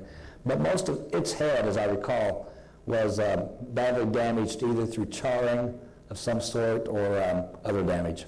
And burned. Or burned, yeah. Okay. And here's another rendition. Now in the photograph, this is of course all black, okay? But what you're seeing is where the flash took the photograph of what you can see here, and it's a gurney in an elongated fashion, okay? And the alien entity laying on top of the gurney. And there you have it. And evidently in the same space, they took a close-up of the alien's head from the neck on up with the same black background, and here it is, as I best recall. I tried to get as best to make it look as real as I could by not giving too much detail with the eyes, but the eyes, the sockets are very almond-shaped, and they're fatter up here, and they skinny down, okay? They're fatter here, and they skinny down. And the blotting I'm trying to describe here, okay, looks sort of, well, veiny, I guess you could say, or just bumps. And that was the best I could describe it here. And this reminded you of reptilian? Yeah, you could tell that it was sort of reptilian-ish, but at the same time, no, you really couldn't because of the black and white photo, okay? I do recall that its neck was, in comparison to its head, really this skinny, and it had a lot of wrinkles. As if it were old? No, as if it was just the way it was, the way it was. But did that remind you also of a reptile? Mm-hmm, yeah. I tried to make a description of how long its fingers are and in comparison to its wrist. Mm-hmm. This is a better drawing, okay, of its hand, palm in this fashion, all right, without a thumb. If I had a thumb, it was this sort of a nib-looking thing here. And it did have these slanted tip fingertips, and on the tips, you could tell it was sort of a roundness, or what I call a suction cup. Linda, there is nothing on this earth that we know of that looks anything like this. It's not a human being. I'm telling you straight up. It wasn't a monkey. It wasn't an animal of any kind. It was like nothing that I had ever seen, and that's all I could say. It was definitely not a human. It was definitely not an animal that we know of. What emotion did you feel? I was in shock. I mean, what can I say? I didn't want to believe it. I couldn't even accept it at the time. It took hours for me to even accept what I had saw. Even with a guy that was older than me that was telling me, look at what you're looking at here, okay? These were not fakes. This was real stuff. I was overwhelmed. Tom Shepard and his two Navy colleagues, Craig Howard and Robert Terman, thought that they had been able to enter the classified vault without anyone finding out. But on the Monday after that 1976 Thanksgiving weekend, the three men were summoned by a very angry Chief James Seeley. Tom saw the other two men had to put on their dress uniforms for some kind of punishment, and he was kept in office detention for several hours. But Thomas Shepard was never asked to sign a non-disclosure agreement swearing him to secrecy for the rest of his life. 2 weeks after their vault adventure, Captain Seeley ordered Tom Shepard, Robert Terman, and Craig Howard to drive with him to a dentist at Kadena Air Force Base about an hour from White Beach. Tom was put to sleep and was never told what the dentist did. He thinks that the other two men were treated the same way, but his Navy records mysteriously never included one word about the Kadena Air Force Base dentist visit. I asked Tom if the dentist might have implanted monitoring devices in the men's teeth. Tom said that a few years later he learned that was possible to do and figured that is what had been done. The tooth had bothered him after the Okinawa dentist visit, and he finally had it pulled out in the 1990s by a civilian dentist in the United States, and the dentist asked him, quote, "When did you do intelligence work?" Close quote. Tom told the dentist that he had never done intelligence work, but he did not tell the dentist about what had happened in Okinawa. Several months after the three men were taken to the Kadena Air Force Base dentist, Tom finally learned more from Craig Howard that the vault photos and files were from a UFO crash near Roswell, New Mexico in the late 1940s.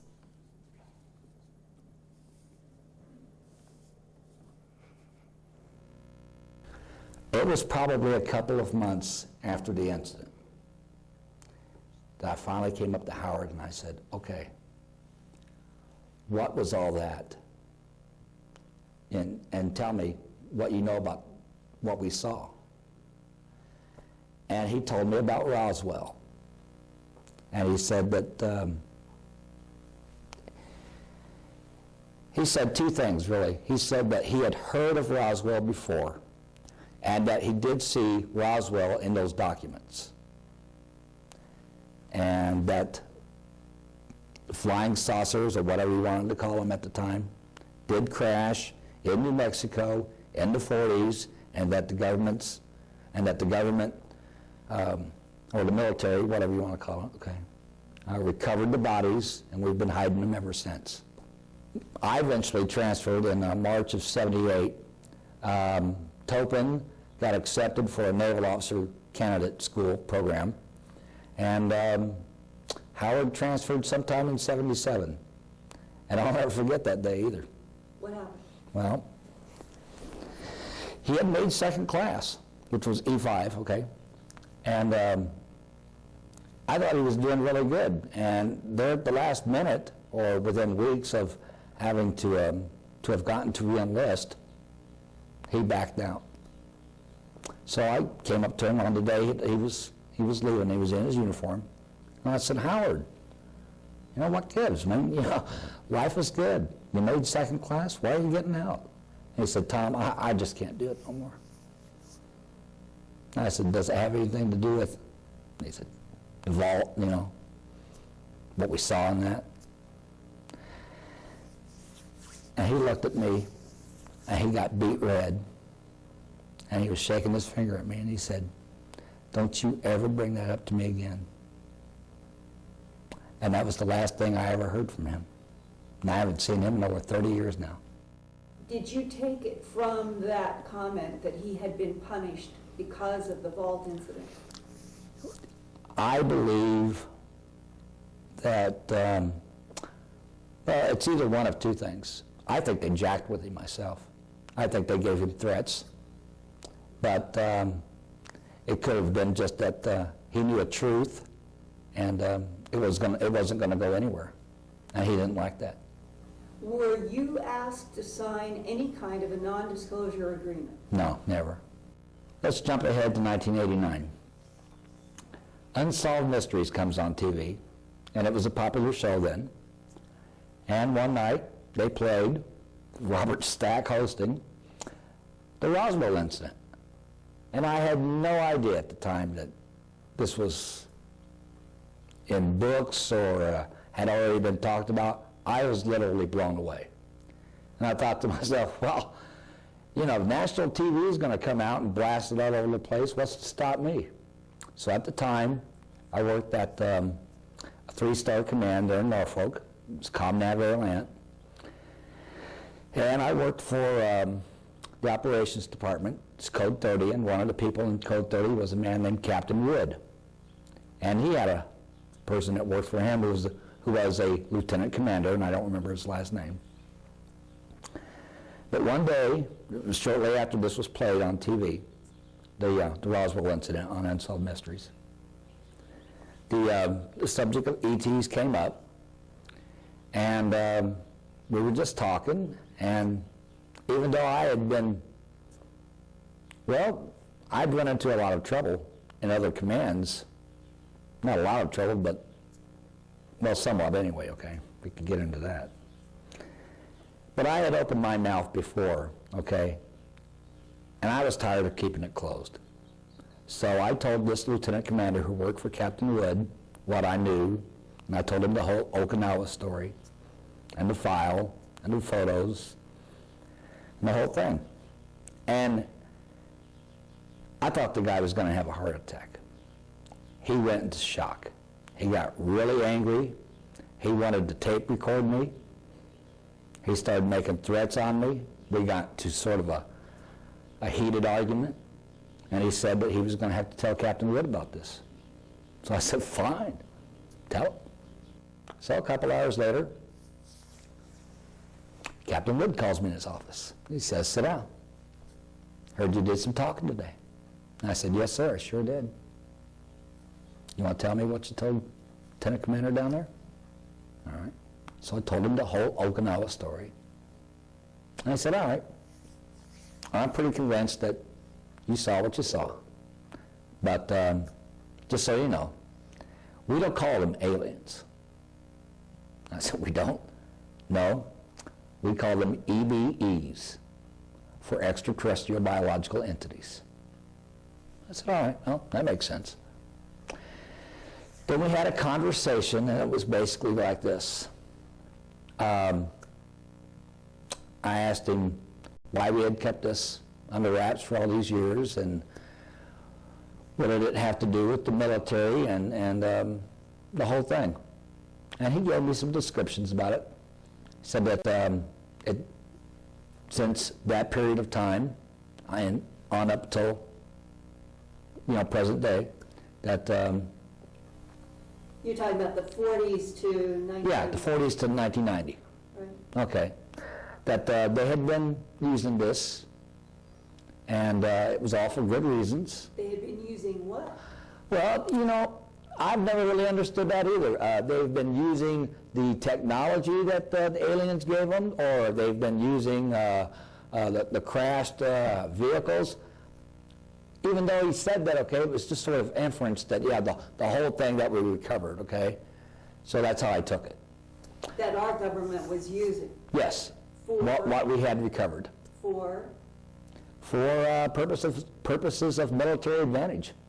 I asked him if the president knew, and he said, can't go there. I asked him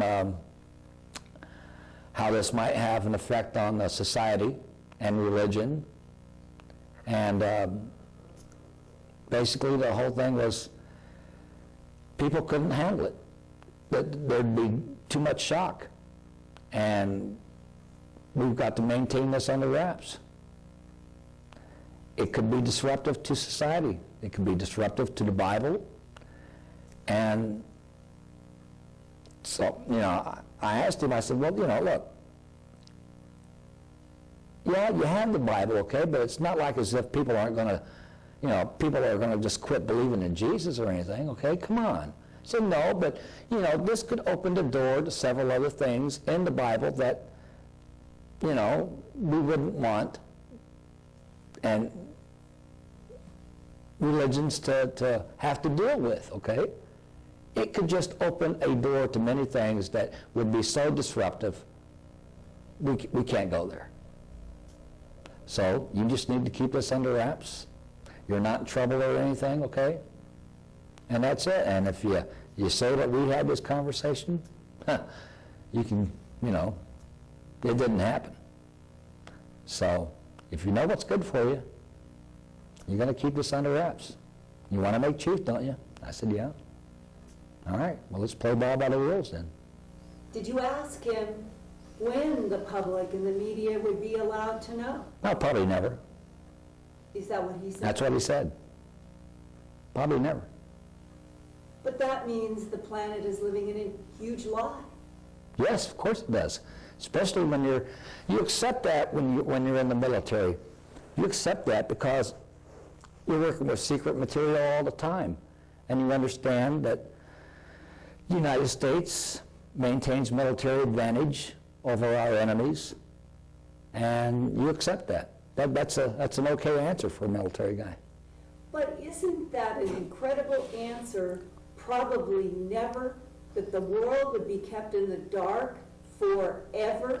We went there, and I respectfully tried to argue with him. I said, yes, when we recovered the aliens, okay, that was the 1940s. That's completely different from today. This is the 90s, okay? People would be able to handle it. And he said, oh, yeah, you think so? I said, well, could you handle it? No. Did it scare you? Yeah. Would it be old news in 2 weeks? I don't know. How does that make you feel as an American? Oh, that's a big question. How does that make me feel as an American?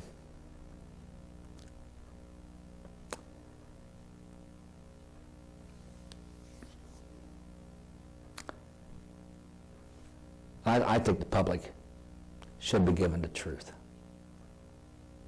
And that's all there is to it. Enough is enough.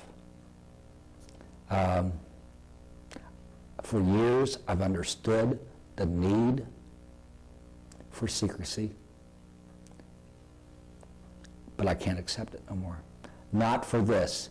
Not to arrogantly and outlandishly just come right out with books and in media to say Roswell didn't happen. It hurts.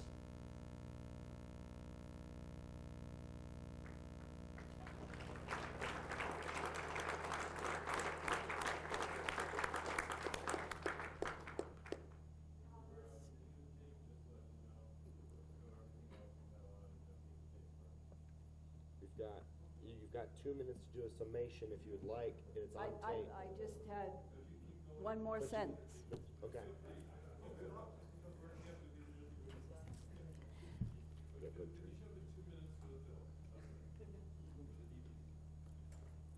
Thomas Coleman Shepard was honorably discharged from active duty as E7 Chief Petty Officer, Chief Yeoman, United States Navy, November 30th,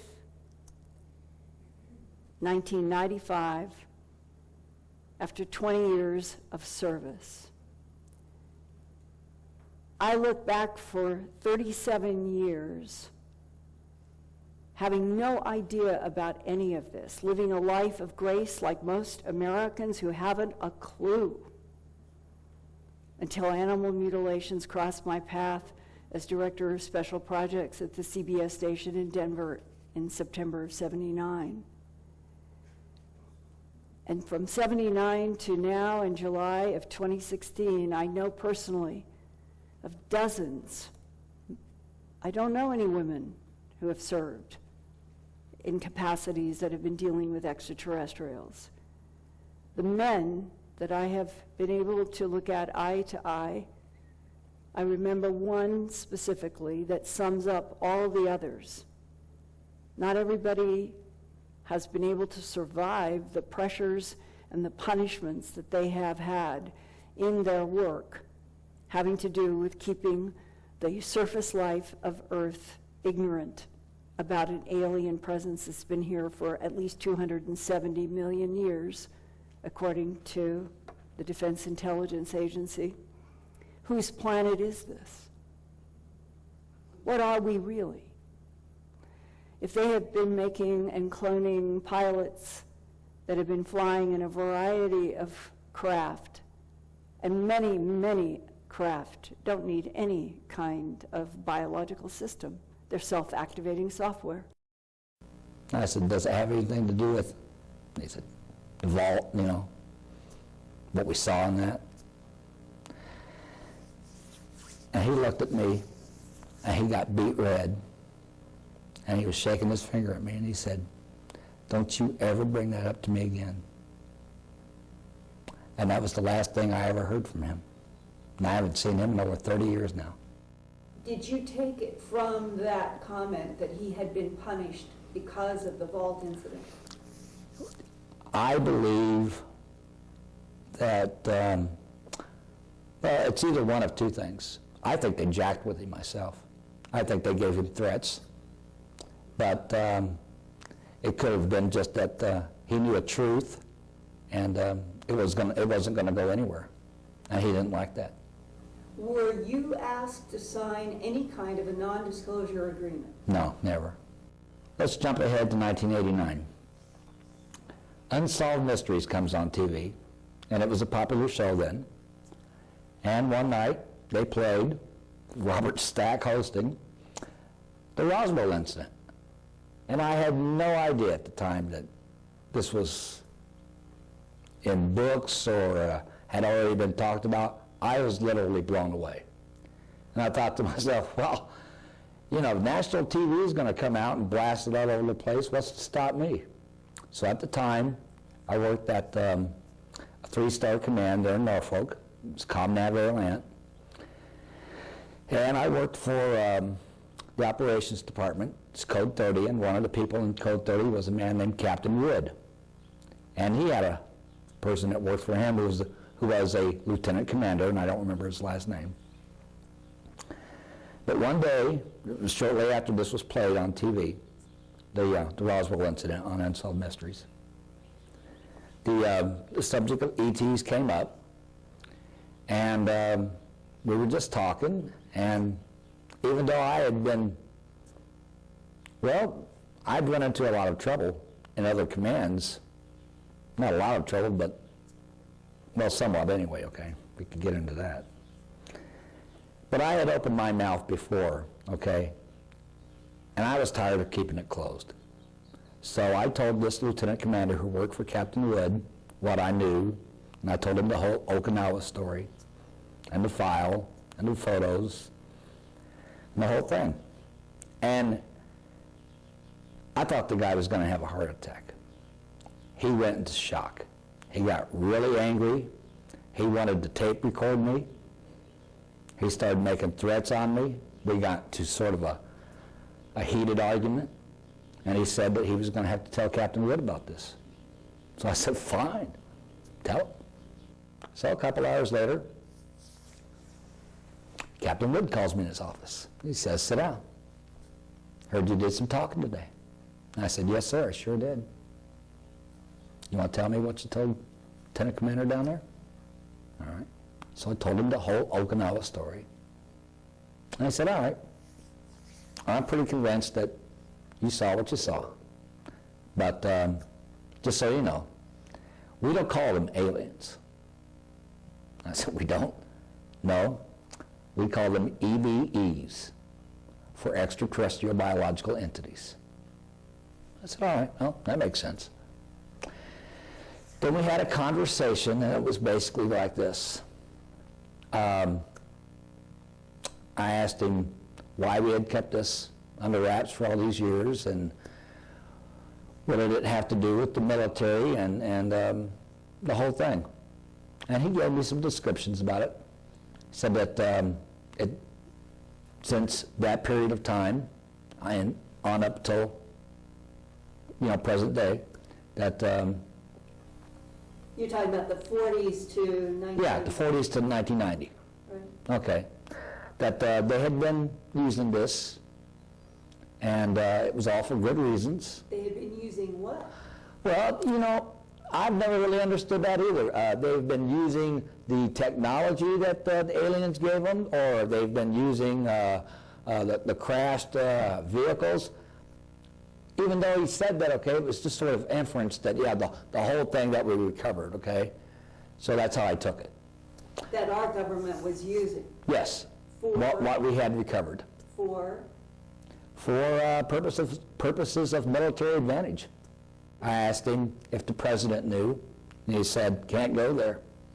I asked him how this might have an effect on the society and religion. And basically the whole thing was people couldn't handle it. There'd be too much shock. And we've got to maintain this under wraps. It could be disruptive to society. It could be disruptive to the Bible. And so, I asked him, I said, well, look, yeah, you have the Bible, okay, but it's not like as if people aren't going to, people are going to just quit believing in Jesus or anything, okay? Come on. I said, no, but, this could open the door to several other things in the Bible that, we wouldn't want, and religions to have to deal with, okay?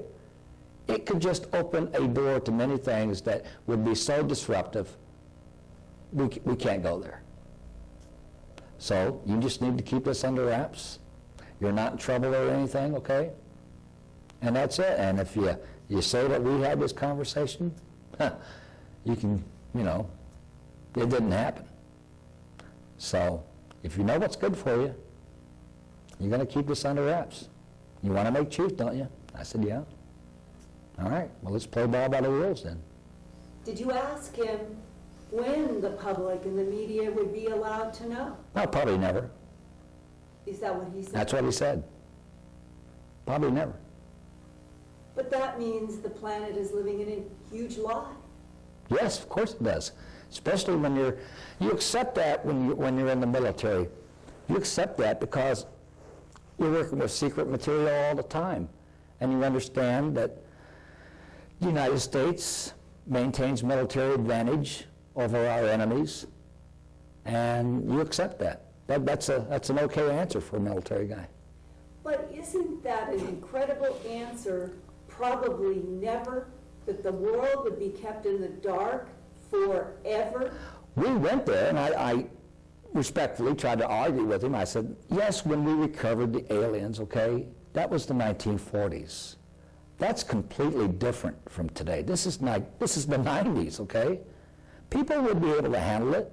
And he said, oh, yeah, you think so? I said, well, could you handle it? No. Did it scare you? Yeah.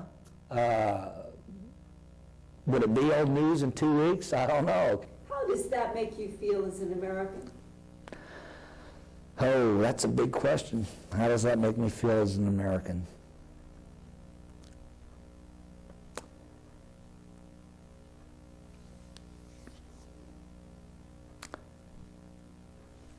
I think the public should be given the truth. And that's all there is to it. Enough is enough. For years, I've understood the need for secrecy, but I can't accept it no more. Not for this. Not to arrogantly and outlandishly just come right out with books and in media to say Roswell didn't happen. It hurts.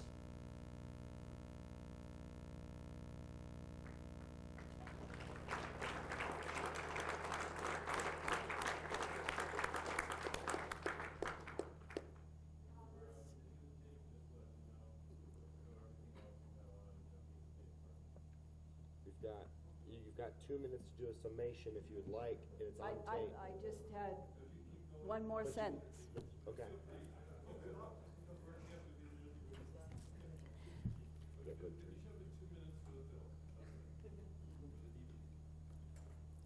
Thomas Coleman Shepard was honorably discharged from active duty as E7 Chief Petty Officer, Chief Yeoman, United States Navy, November 30th, 1995, after 20 years of service. I look back for 37 years having no idea about any of this, living a life of grace like most Americans who haven't a clue, until animal mutilations crossed my path as Director of Special Projects at the CBS station in Denver in September of '79. And from '79 to now, in July of 2016, I know personally of dozens. I don't know any women who have served in capacities that have been dealing with extraterrestrials. The men that I have been able to look at eye to eye, I remember one specifically that sums up all the others. Not everybody has been able to survive the pressures and the punishments that they have had in their work, having to do with keeping the surface life of Earth ignorant about an alien presence that's been here for at least 270 million years, according to the Defense Intelligence Agency. Whose planet is this? What are we really? If they have been making and cloning pilots that have been flying in a variety of craft, and many, many craft don't need any kind of biological system. They're self-activating software. They travel galaxies. They don't need anybody in them. But if cloning and hybridization has been one of the big services of planet Earth to at least 3 competing geopolitical, territorial, conflicting non-humans for 270 million years, And we are on a planet in which 1% for at least 5,000 years has wanted to keep, on purpose, Homo sapiens sapien dumb and blind. Because when we're dumb and blind, we're more easily manipulated. And there is something so strange about 2016. It is as if, as at a lot of levels, not just human politics, but something else going on perhaps in the cosmos. Almost like a political argument between Democrats and Republicans. What is allowable to do with life? And there appears to be something out there, the remote viewers talk about this, that there really is some kind of, not just Milky Way galaxy, but other galaxies, that the size of what we are in is huge, vast cycles of time. And if there is fairness in the big machinery of the cosmos, if at the moment of death, reincarnation is, as the Eben told one of the captains that stayed with it at Los Alamos for 3 years until it died of natural causes, June 18th, 1952. If the soul and the recycling of the soul in and out of containers is something that the non-humans are interested in, and humanity is even kept in a mythological relationship with that, and that we have wars raging on this planet that are abusive and bullying and horrible, is it all related to this geopolitical territorial conflict of something that is not human and has been here for so long?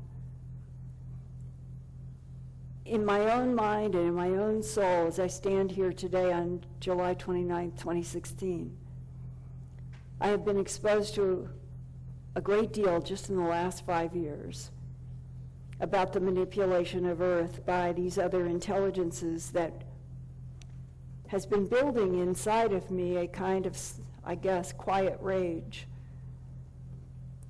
for every true Homo sapiens sapien. And we don't even know who is Homo sapien anymore, because apparently everything can hide in camouflage bodies, just like they make the craft invisible. But for the Homo sapiens sapien, I don't care if you're an American, a Russian, Iraqi, it seems to me that the right of Homo sapiens sapiens to know the truth about what made them, why they are here, what continues to manipulate, what continues to harvest genetic material, what is doing trade routes with Earth while Homo sapiens sapiens are completely ignorant. That our right as Homo sapiens sapien trumps, absolutely trumps, government positions that denial, lies, and silence are the only answer from here to the end of eternity. I can't imagine that the divine field of this universe or this cosmos would allow an entire planet or other planetary systems to be so blinded and deafened by the truth of what they are, that we were made by something out there that continues to interact with Earth and is an alien presence. It's part of what has kept me going against tremendous pressures against me and others. And I guess I'm saying these words to you because there is something that does feel so critical about this moment in time when the United States itself feels like it is cracking apart because the underbelly of so many things are so false and so phony. And they are kept in place because they're all, those in power, are trying to hide what I've shared with you today and millions of other pieces. And I guess I just want to end by asking you for a show of hands. How many of you feel that truth should trump for Homo sapien now? Thank you, and I really do feel that is the position of the world. Out of rooms like this, conferences, books, radio, television, can the energy keep going forward that will crack this open for real? Can you believe, sitting here, whether you're engineers, that in 2016, with what appears now, I'm getting, I'm going to say, some hard, solid data that I can't report yet because I can't get the scientists. Scientists are terrified of losing laboratory funding today if they tread anywhere around this field. And one thing for you to think about as you leave, this information that I have, that I would like to put meat on the bones of it, but I'm just going to leave you to think about this. How many are aware of Ceres, the dwarf planet out between the asteroid belt and Mars?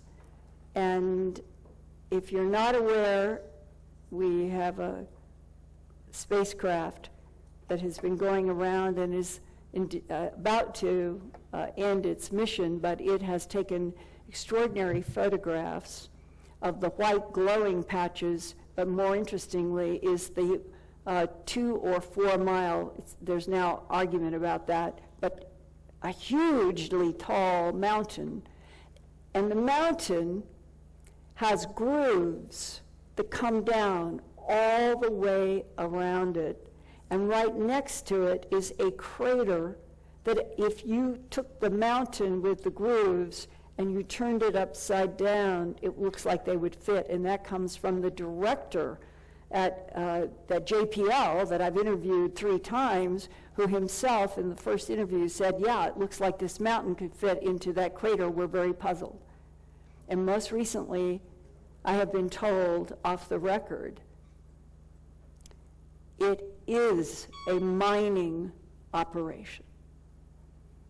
And that one of the reasons why you have not heard or seen more about Ceres since the first big plunge of all the news and all of the video is apparently this is now, the policy of denial is now going to extend to our solar system and Mars and Ceres. We can't.